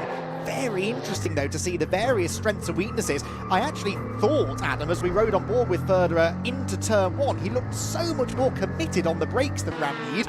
And yet by the end of that sector, only 2 or 3 corners later, Ramyeed was setting a purple time. So corner by corner, these battles are going to ebb and flow ever so slightly. But Enrico Federer, remember, a pro driver, this isn't really the battle he wants to be having with a Pro-Am car. But to get onto terms with his pro rivals, he needs to make progress, particularly past the BMW in front of him. Yes, absolutely. But we saw last year, of course, Ravi Ramyeed and indeed Charlie Robertson kind of disrupting the order of things, particularly since they were an invitational car running the Evo spec before it was formally homologated by the SRO, and that led to some very interesting moments sometimes with Ravi kind of being an informal Pro-Am and getting in on the battle. And they had a great season. It's great to now have them fighting for championship, fighting for points here in the GT4 Winter Series. And I spoke to Ravi at the British GT Media Day just a few days after our season ended in 2025, and he said, I feel so sharp. I feel like I'm on the money, in the groove, ready to go. I've never felt this way at the start of the season before. and that's why he knew even back then, yeah, I'm coming back for seconds in the GT4 Winter Series. Enrico Ferderer still after his first helping of a move on Ramid. He's not been close enough to make the move just yet, but we saw how strong the car was under braking on a couple of occasions. You see Ravi Ramid there using all the circuit and a bit more coming out of turn 4. Ferderer, though, not quite close enough for a move at the hairpin at turn 5. Ultimately, at the front of the field, it's Cartel leading the race, but he was 4/10 slower than Hugo back on the previous lap, and for a second lap in a row, it's almost identical, the situation, as Ferderer again tries to stick his nose to the inside of Ravi Ramid, and Ravi's committed to his bit and said, absolutely not. No, my car's ahead. I'm going to cut your nose off. Well, we've seen in the past, haven't we, that Ravi is not one usually to back down from a fight. We saw that not only in Winter Series last year, but throughout what was a very successful British GT campaign last year in the British GT4 category. Adam mentioned that he felt very much race ready at the start of that season. That really showed, didn't it, in the early results, particularly last year. It was only really a crash at Alton Park midway through the season that derailed their championship. They still managed to take the fight to the last round, though, didn't they? So they are a pair of drivers who gel very well, he and Charlie Robertson, and they don't tend to back out of a scrap. This is a good defensive drive so far from Ravi. It is, though, losing him time. Now, I'm going to make the point, Adam, that I always make, and it is always ignored by drivers. But is there an argument to say here that Ravi could possibly let Enrico Ferderer go, work with the Mercedes driver, and maybe still have a chance of catching back up to Tim Horrell, his class leader, because actually that gap now is going up. If I win the lottery, I'll fund an AM seat for you so you can finally grasp why they never will do it, Andy. But yes, point taken. Perhaps there could be a logic to that, to try and get that toe from Ferderer to the back of Tim Horrell. But Tim, in fairness, is absolutely holding his own in third overall. He is an AM element of a Pro-Am lineup, but he's keeping up with Cartel and Hugo Back, who are two pro drivers, two seasoned pro drivers at that. Hugo Back is someone who has won races in Super Trofeo Europe, in the GT4 France series, the FFSA GT4s. He knows absolutely what he's doing, and Lucas Cartel also has a great bevy of experience, raced last year in the GT4 European Series. But Enrico Ferderer scrapping and holding on to the rear of Ravi Ramid for now. This is the battle to be watching by the looks of it, 4th and 5th position. Can Ferderer finally do it? He keeps getting these good runs, but he doesn't quite find a car's width. It's the middle sector, isn't it, where the Mercedes is so strong, from turn 5 all the way through the uphill section. In fact, there is the move out of sort of nowhere, really, into turn 11. Ramid will try to get the switch back, but the next corner is a fast left-hander. He'll try and duck underneath into turn number 13, but that line is covered by Enrico Ferderer. And the point I was building up to make is that if the move was going to come anywhere, it would be in the middle sector. Of course, he overtakes in the first corner that is part of the third sector, turn number 11. But you see my point. It built up through that middle sector. He was so strong through the switchbacks and finally has clear air in front of him. I'll be interested now, Adam, to watch that gap from Tim Horrell 3rd to Enrico Ferderer 4th, see if it comes down and see whether Ramid can go with him. Yes, that will be very interesting. The BMW is usually pretty strong, though, in a straight line, so I'm wondering if turn 1 may present some challenges. It has presented some challenges for 2nd overall. Tim Horrell, don't call it a comeback as he goes around the outside, tries to find his way through, but Hugo braver and later on the brakes. Did Ravi Ramid get his position back, I wonder, because they were very close as they came across the line, but I think Ferderer should still just about be there in 4th position. We ride on board with Tim Horrell as you see him there fighting the car at the apex of turn 4. Turn 4 seems to stay damper longer than a lot of this track. There are a couple of small ravines that build, and you see there Ravi Ramid just at the top of shot was still behind Enrico Ferderer, so Ferderer holding on by a thread for P4 at the moment. And now that they're into the middle sector with the Mercedes ahead, to your point from the previous lap, perhaps a car length or two will now build, and Tim Horrell will maybe have to keep an eye on the rear view mirrors in the latter minutes of this race. For now, though, he's facing forward and looking to try and challenge for this 2nd overall. Fastest lap of the race for Tim Horrell last time by 151.8. He looks to the inside. This is where Ferderer made his move a lap ago, just a length or so too far back. But this is fantastic to see. Tim Horrell started on pole. Okay, didn't manage to stay in the lead, but actually the pace he's got now is matching, in fact, quicker than the race leader, with still 13 3/4 minutes to go. If he can dispatch of Hugo Back pretty quickly, he might yet have a chance chance to go up there and challenge for the win. In the background, Ramid is back ahead of Federer. These AM drivers are not backing down, are they? Absolutely not. Bronze? What bronze? Although they want to stay bronze, really, with the SRO or with the FIA driver ranking setup. Ravi Ramid is up into 4th position once again, and Enrico Federer, I think, is going to be gesticulating wildly. I'd love to know quite how that move came about, but Ramid is now up into 4th place once again. Enrico Federer is now once again tasked with the challenge of getting around the mighty BMW M4, the G82 in Evo spec. As it is. Tim Horrell there again, right on the back of Hugo back, 2nd and 3rd positions. They are split by a couple of hundredths of a second. Ramid seems to have control for now over this fight with Federer, but of course the middle sector is coming, and we'll see whether your analysis proves correct again. No. Tim Horrell with a problem. That looked like a break or maybe a suspension, but certainly something on the front left corner has failed. And after a brilliant performance, Tim Horrell, unjustly, I feel, has had a problem, and you're spotting some debris down there, Andy. It looked like a brake, didn't it? It looked like a brake rotor or brake disc had exploded. It's we can't say for certain, but what a shame for Tim Horrell, who had driven a fantastic race to that point. Luckily, he avoided the back of Hugo Back's McLaren, because if it was a brake issue, then he did very well to avoid colliding with the back of the car in front of him, and hopefully that can be fixed for tomorrow. What a shame, though. And that, of course, hands the class lead now to Ravi Ramid in the BMW. So in a way, he'll be glad now that he's back in front of Enrico Federer. No reason to work with the Mercedes driver now. He's inherited the class lead as it is, but that is heartbreaking stuff for Tim Horrell, who up to that point hadn't really put a foot wrong. Yes, and it's a blow to his Pro-Am title defence. If I remember correctly, he's currently scheduled to skip one round of the season, so he really needed to maximise his point scores against Ramid and Robertson, and that's going to be a big blow for him going into the rest of the weekend. He'll be devastated with that, because it was such a good performance up to that point. Things have somewhat stabilised here between Ramid and Federer. The gap is now out to around a second between the two of them, and Ravi Ramid again extracting great pace from the BMW run by the L'Espace Bienvenu team, which is run by the Racetivity organisation behind the scenes. Quite a prominent French race team looking after quite a bevy of GT cars.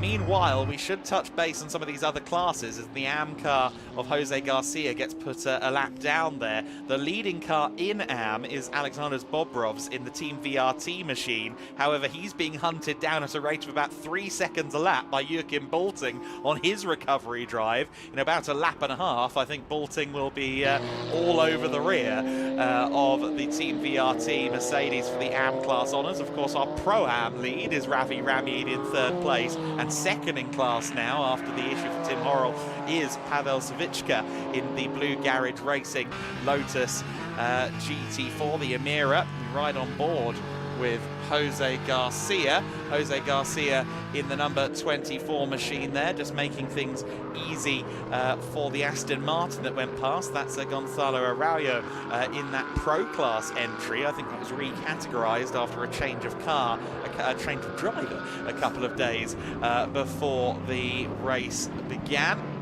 And leading in the club class is Breno Arruda for Zone Racing in the McLaren 570S GT4. He's only 6 seconds clear of Thilo Goss. Those two seem to be about equipaced out there on the circuit as well. We'll see if Thilo can maybe try and reel in the final third of the race. We're down under 10 minutes of the race left to go, and Robert Cronin seems to quietly be chipping away on Enrico Federer as well. He was a couple of tenths quicker on that previous lap, and the gap is only 1.1 seconds. Well, and another gap that's coming down is second to third. Ravi Ramid on the previous lap a full second quicker than Hugo Back, and he was about 3/4 of a second quicker on the lap before. So this man here, Ravi Ramid, is on a charge to try and close in on second place overall. Back, to be fair, seems to be losing pace. He's suddenly 6.7 seconds back from race leader Lucas Cartel. Well, that was hovering around a second and a half for much of the race, really. So second and third coming down. Federer under threat maybe shortly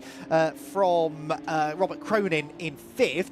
Also, just to pick up on that number 24 car that we were watching earlier on, Jose Garcia actually has picked up a drive-through penalty for an infringement of Article 34.3. Now, of the two of us, Adam, you're the more likely to have memorised the regulations, but I wouldn't necessarily expect even you to know what that is. Either way, that car will be visiting the pit lane, hopefully shortly, to serve that drive-through penalty. And here we see this AM class lead that we spoke about 1 or 2 laps ago. Joachim Bulting is T-minus maybe half a lap from being on the back of Alexander Bobrovs. Now, I'm sure the Team VRT team will be keeping abreast of the situation. He will be informed, yes, this is for position. Yes, this is for the class lead. The safety car lights, though, are on. I've not seen yellow flags or a reason for them out around the circuit, so that may have just been procedural or a checkup or something of that nature, but we've not seen any yellow flags around the circuit. Nonetheless, the number 18 of Alexander Bobrovs is running in the class lead. Joachim Bulting, who we saw, of course, starting at the back, we then saw spinning at turn 1 on lap 1, and judging by that damage, maybe with some help as well, he's now right on the back of the AM class lead as we go through the final corner. I think as they come across come out of the corner of the final turn, it will be Bulting in the slipstream, but I thought maybe he'd be a bit closer coming around that final turn with the Porsche Cayman's rotation, but no, the Mercedes holding on. But by the end of the straight, it is Joachim Bulting to the inside line. Is it for the lead? Oh, not quite yet. No, that was a good effort though, wasn't it? Like you said, gained a lot of ground in a straight line, and he'll definitely be plotting, I think, to use that next time by if he hasn't got past the Mercedes up to that point. Alexander Bobrovs, though, will want to try and defend this if he can. 6 3/4 minutes to go, so he hasn't got to hang on in the grand scheme of things for all that long. The Porsche, though, will close as they come over the hill, looks to the inside line, and this time Joachim Bulting is late on the brakes, hits that debris that came from Tim Horrell's Porsche. Hope that didn't do any damage. Through he goes, and he should now have the traction up the hill as well to make that one stick. Yes, he does. So Joachim Bulting then through to the lead of the AM class that we saw coming a few laps ago, but actually took him a bit longer maybe to make the move than he would have been expecting. So Porsche then ahead of Mercedes. And as they turn through the right-hander there at turn number 8, they climb uphill and dive back down. There is a yellow flag and there is a safety car. So the safety car being scrambled. We're still not 100% sure why we've got a safety car. Possibly for that debris on the track, I suppose. But with 6 minutes to go, this bunches everyone back together. It does indeed, yes. Quite an interesting situation. We've got one car, I thought, there in the pits. That might have been one of the GT cars from the previous race, actually. It might just be that Tim Horrell isn't actually in the recovery.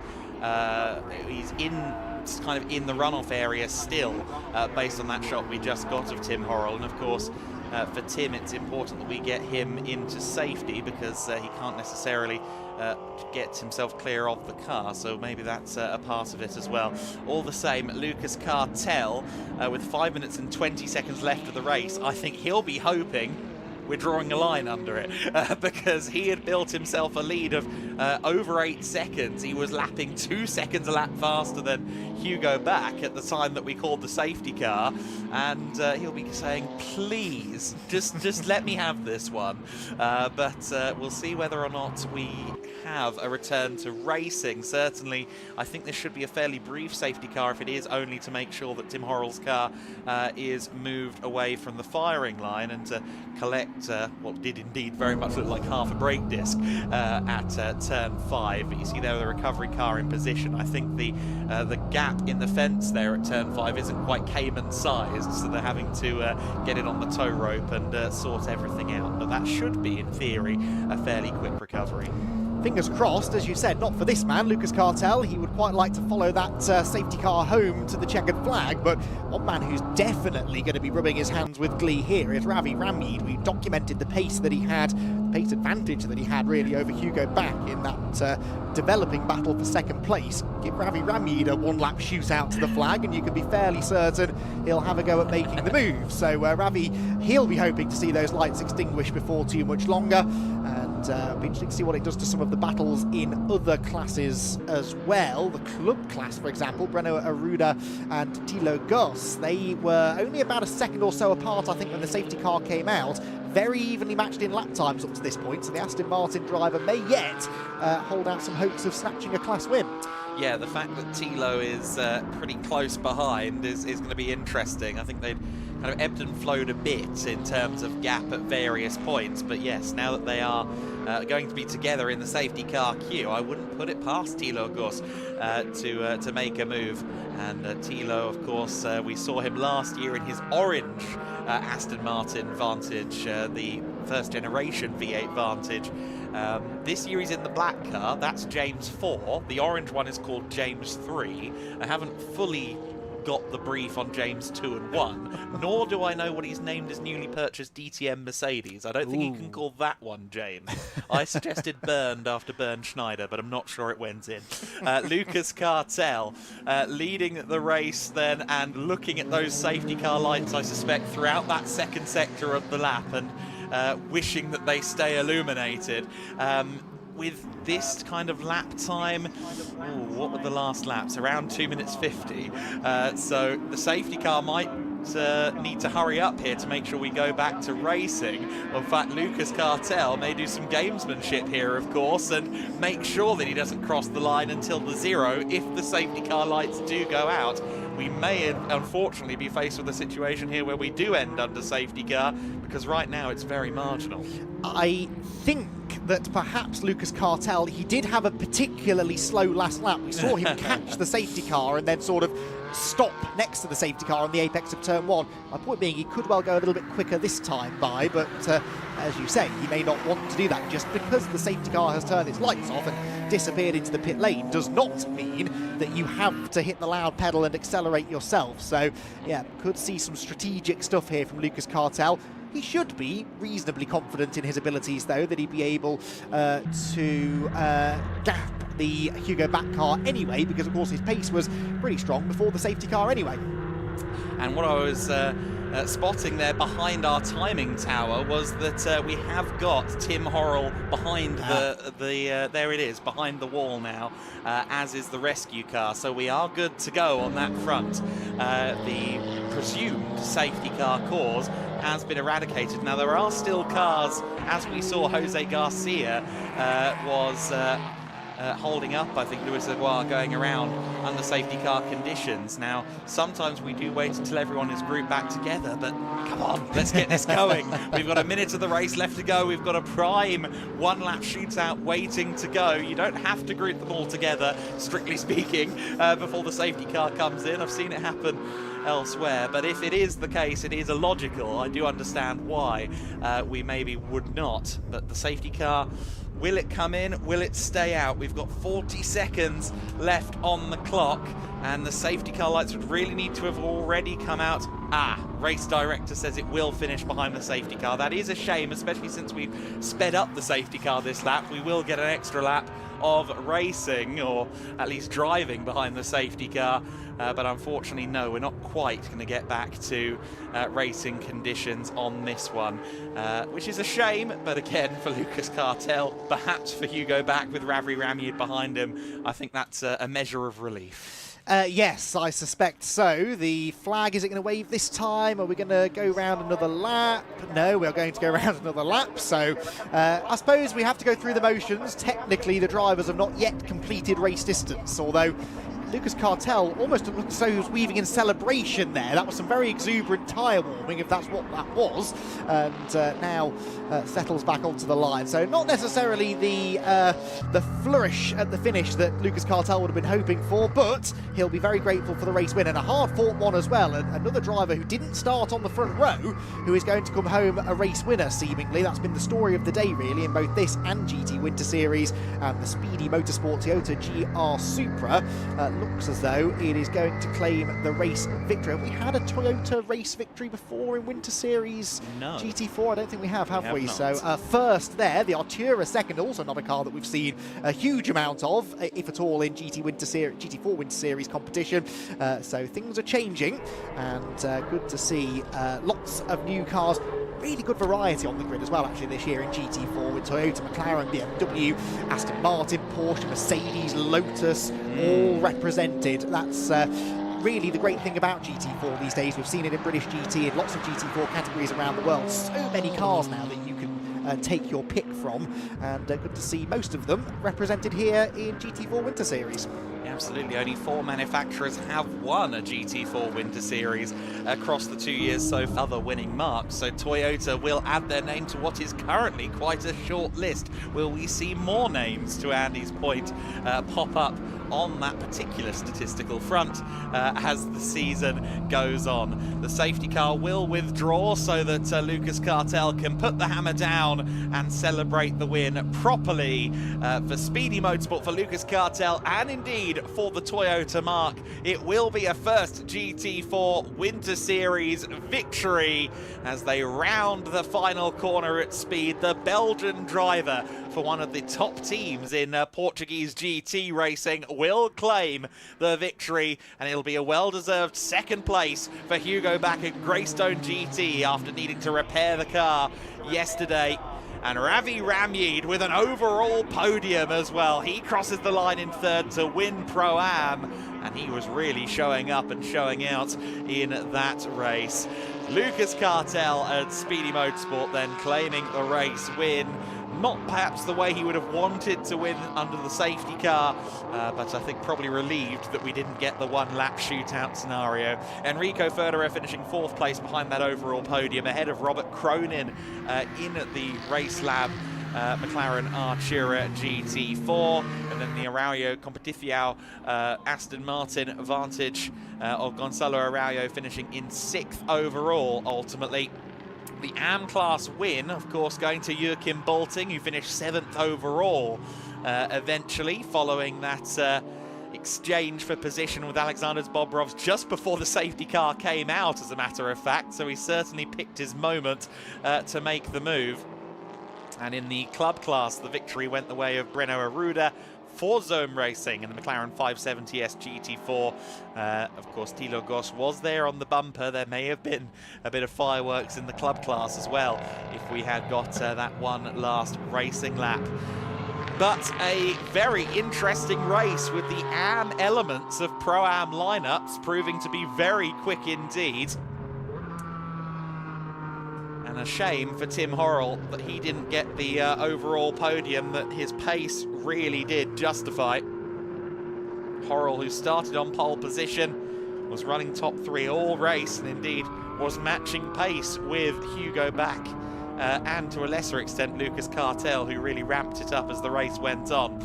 But all the same, a great performance from Tim Horrell, and he'll be disappointed to end up with nothing to show for it ultimately, but we'll see him back out, of course, in the endurance race on Sunday. His co-driver in that car, Frederik Zbies, the karting graduate who comes in as a race-winning driver in the BNL karting series in the Benelux region. He will be at the helm for race number 2, and he was looking very quick earlier on in qualifying, so he'll be one to watch. Look at this, we have some weight scale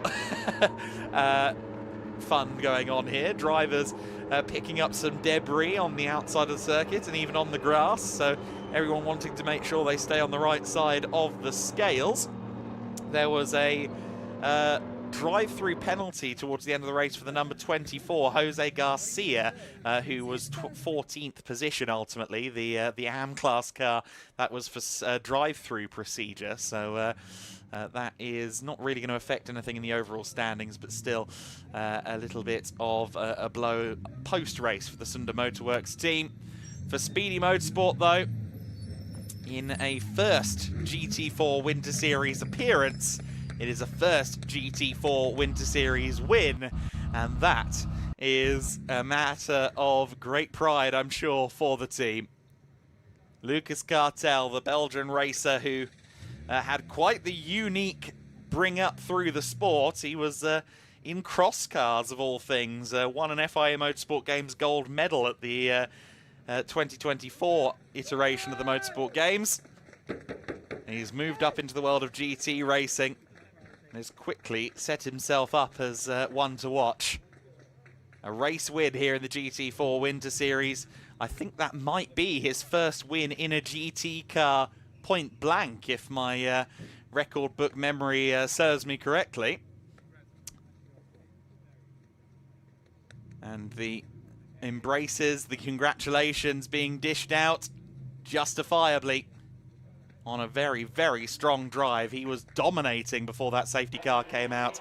And I imagine there's just an iota of relief that he didn't have to defend on the final lap from the pack that had assembled behind him. Lucas Cartel then a race winner. Speedy Motorsport race winners as well. And I think that's going to be one very happy young Belgian. He seems to do well in the Iberian region in the Motorsport Games in Valencia. As we said, he got that gold medal, and now he comes down to Portugal for the GT4 Winter Series. And his first attempt in the series, he is a winner. Great effort from all three of our teams on the overall podium, and again, a standout drive from Ravi Ramyeed. Myself and Andy, I think, were both fairly blown away by the fact that it looked like he was closing in on the second place overall. Hugo Back, who has a great record in GT racing as a young pro driver. I think Hugo may be driving in a little bit of pain after having an accident yesterday in that car. But all the same, Ravi Ramyeed put on quite the show in that race, and a great start to the partnership, of course, between Ravi, Charlie Robertson, and the Le Espace Bienvenu team, the French outfit taking Ravi and Charlie on as they move into the European GT4 scene for the 2026 season. Let's go down to Izzy, though, because she's ready to talk to our winner. I am indeed with our winner, the first winner of the GT4s this season, Lucas alongside me. And not only the first winner of the GT4s this season in our paddock, but it is a first win in GT4s altogether for Lucas. Congratulations. I mean, some people may have been disappointed to see the race under safety car, but you were probably relatively relieved to not get back going again. Yeah, I'm really happy for this win.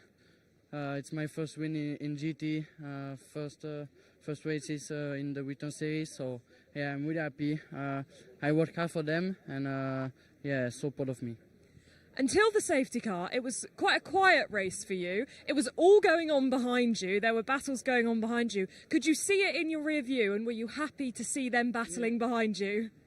Yeah, it's not a really good sensation, because when you win the race, you win the race and you see behind and you look the whole car behind you.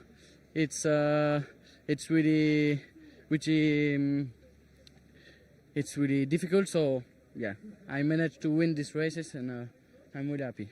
Well, congratulations, a very good job. We'll let you get up to the podium and celebrate. Thanks for speaking to us. Our first winner in the GT4s. Yeah, big congratulations to Lucas Cartel on his first win in GTs. And we can now get a little bit of a look at what happened in that race.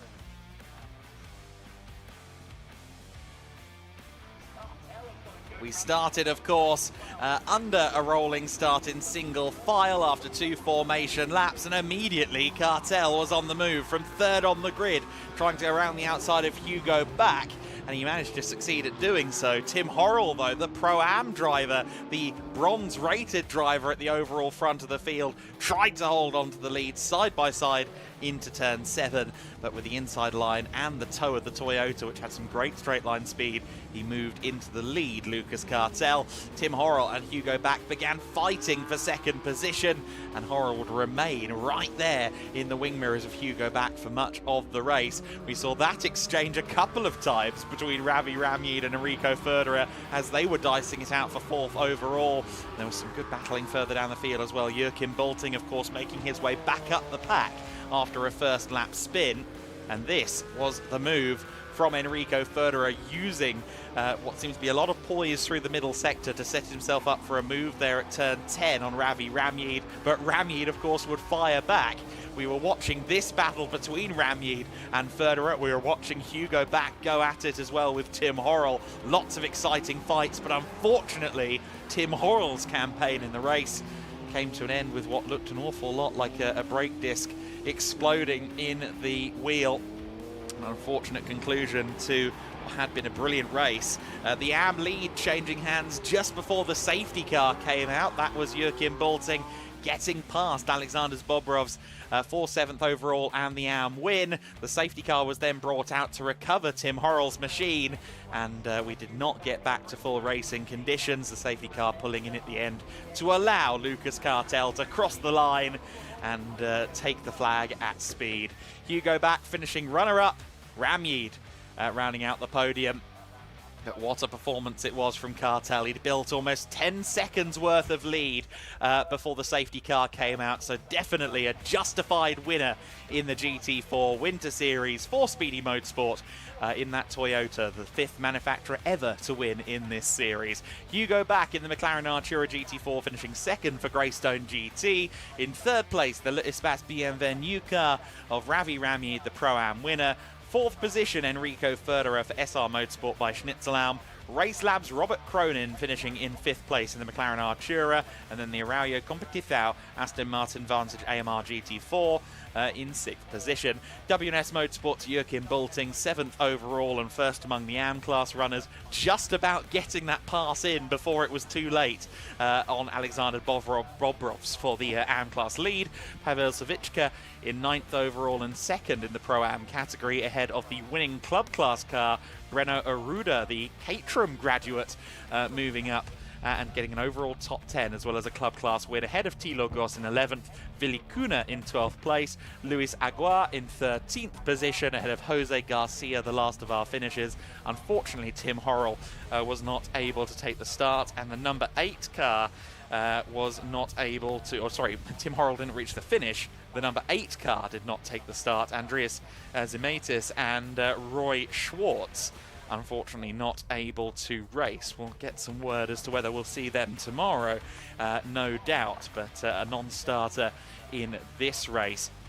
What a drive, though, from Tim Horrell, even though he's off the Pro-Am podium and not a race finisher. Still a laudable performance to be up there and fighting for the overall places. Same applies to Ravi Ramyeed. That was the story of this race, and I think it's going to be the story of the weekend. An intermingling of classes. The club class cars getting in amongst it with the Pro-Ams, with the AMs, and in the faster end of the Pro-Am class, I think they're going to be doing some disturbing among the Pro Class runners as well. A great start to the GT4 Winter Series season.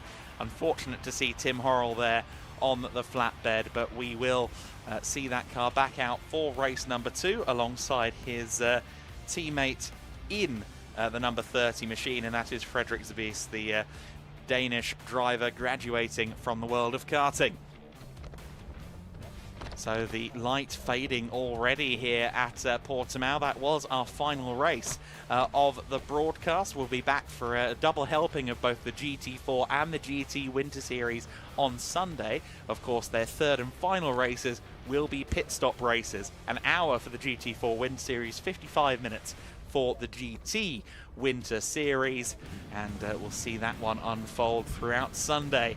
Make sure you join us for that full-length broadcast, a full day of racing among the GTs.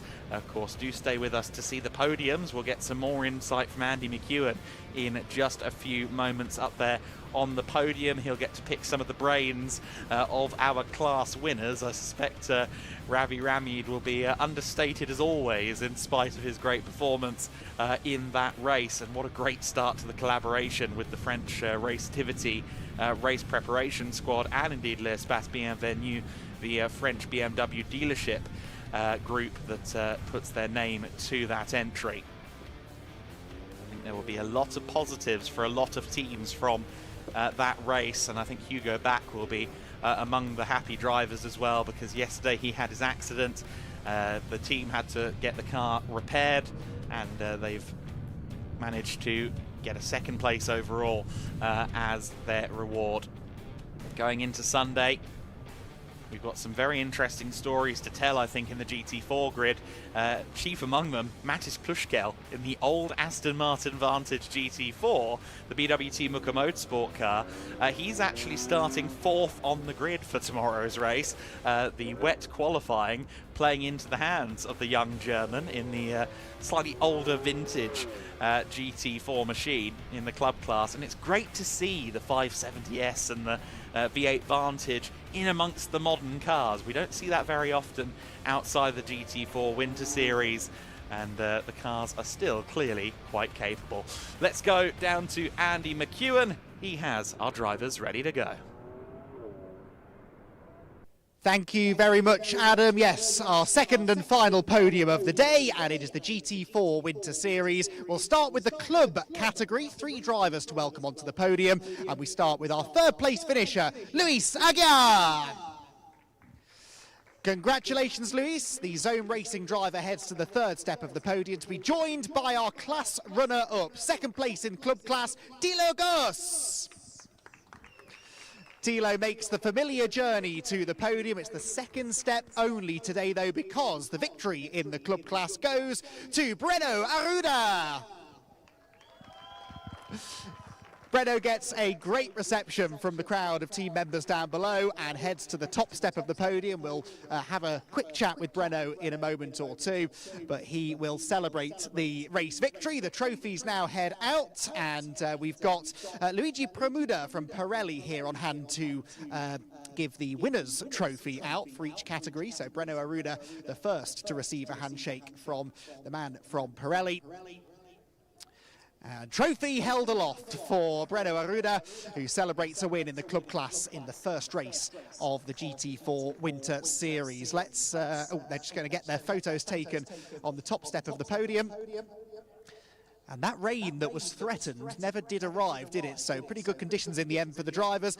Breno, we're going to try and have a chat with you if that's all right. And come down, Breno. We'll talk to our race winner in the club class. Congratulations. Happy with that result? Yeah, of course. I didn't expect that. So it was a good race. And what were the conditions like? Because it was still a little wet? Yeah, a little bit, just in some points, but it's okay. Excellent stuff. Congratulations, well done on the club class victory. Breno Arruda for Zone Racing then gets the winner's trophy in the club class, and he is very happy with that. We move on to the AM category, and we'll introduce first our third place finisher, Jose Garcia.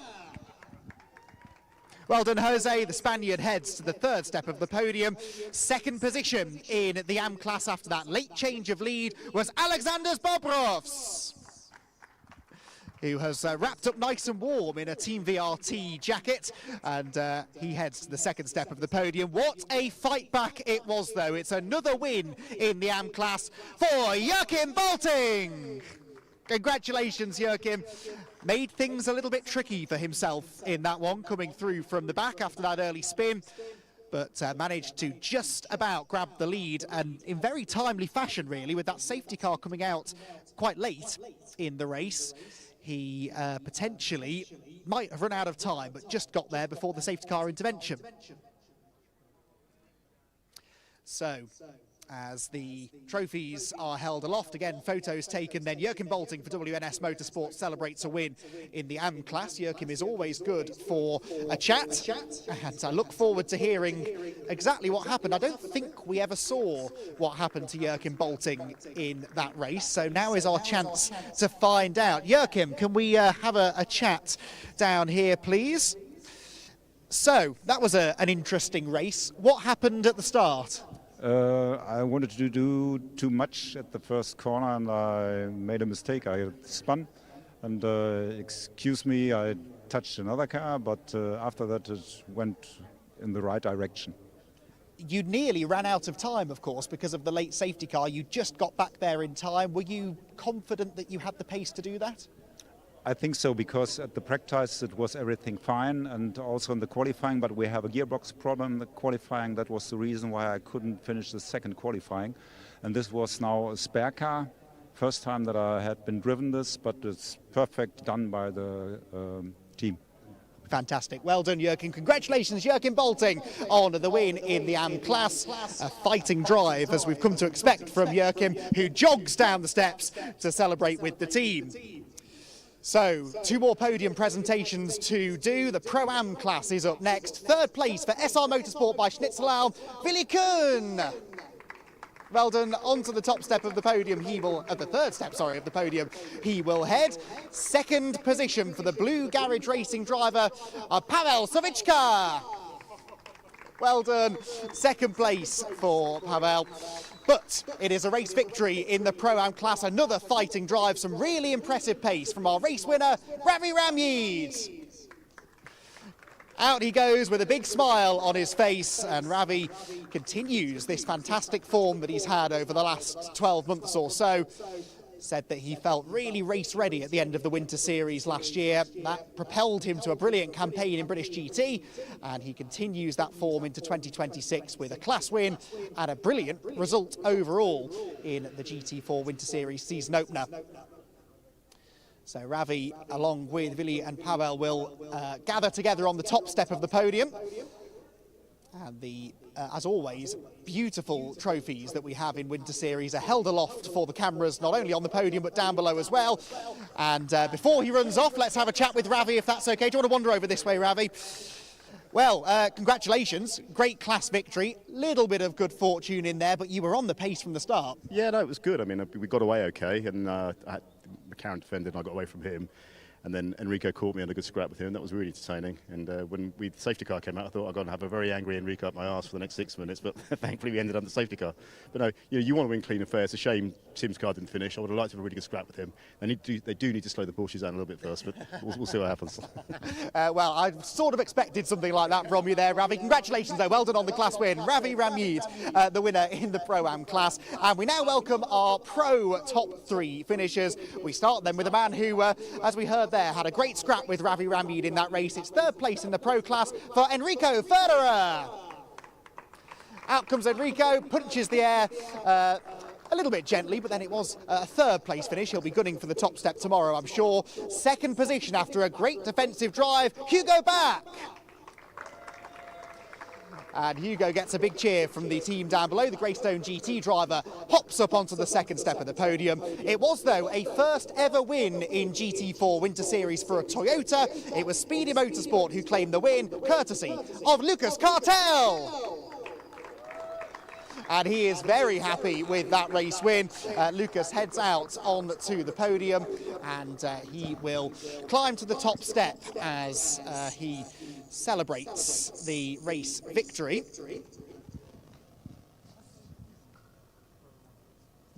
So podium trophies, are handed out, with Luigi Premuda from Pirelli handing out the winner's trophy. And celebrations will begin then here after an entertaining first day of racing at Portimão. The GT4 Winter Series and the GT Winter Series, of course, both in action again tomorrow with a pair of races apiece. And one of those races, of course, will include the mandatory pit stops, and for the 2 driver entries, driver changes as well. That always adds an extra level of strategy into the racing. And you'll want to make sure that you tune in tomorrow to enjoy another day of action here from Portimão. We're expecting slightly nicer conditions tomorrow as well. That rain that swept through this morning hopefully won't be too much of a factor tomorrow. And I'm sure that will be a relief to the drivers who will be looking forward to getting plenty of dry running in on day 2 of this GT Winter Series season opener. So lots to reflect on at the end of this first day of competition. And as drivers now start to begin their celebrations, the teams, of course, have to start their preparations for tomorrow. For some teams, there are repair works to be done. For others, perhaps a few setup tweaks to be made to make their drivers as happy and comfortable as possible before the 2 races tomorrow. And it's going to be interesting to see whether the form continues into tomorrow or whether we maybe get a new set of winners on day 2. Right then, Izzy Browning is down in the pit lane now, ready to give us her thoughts on the end of an entertaining first day. Well, there you have it. Day 1 done and dusted in the 2026 Winter Series, and it did not disappoint. There was drama, there were battles all the way up and down the field, and as we could expect, lots of great racing. And the best part is that the action continues tomorrow. Plenty more racing coming up in both the GT Winter Series and the GT4 Winter Series, so make sure you join us. We are live from 8:50 local time. We'll see you then. We are racing in the Formula Winter Series for the second weekend. On my 1.3 seconds to left. It does get a mighty run outside of the final corner.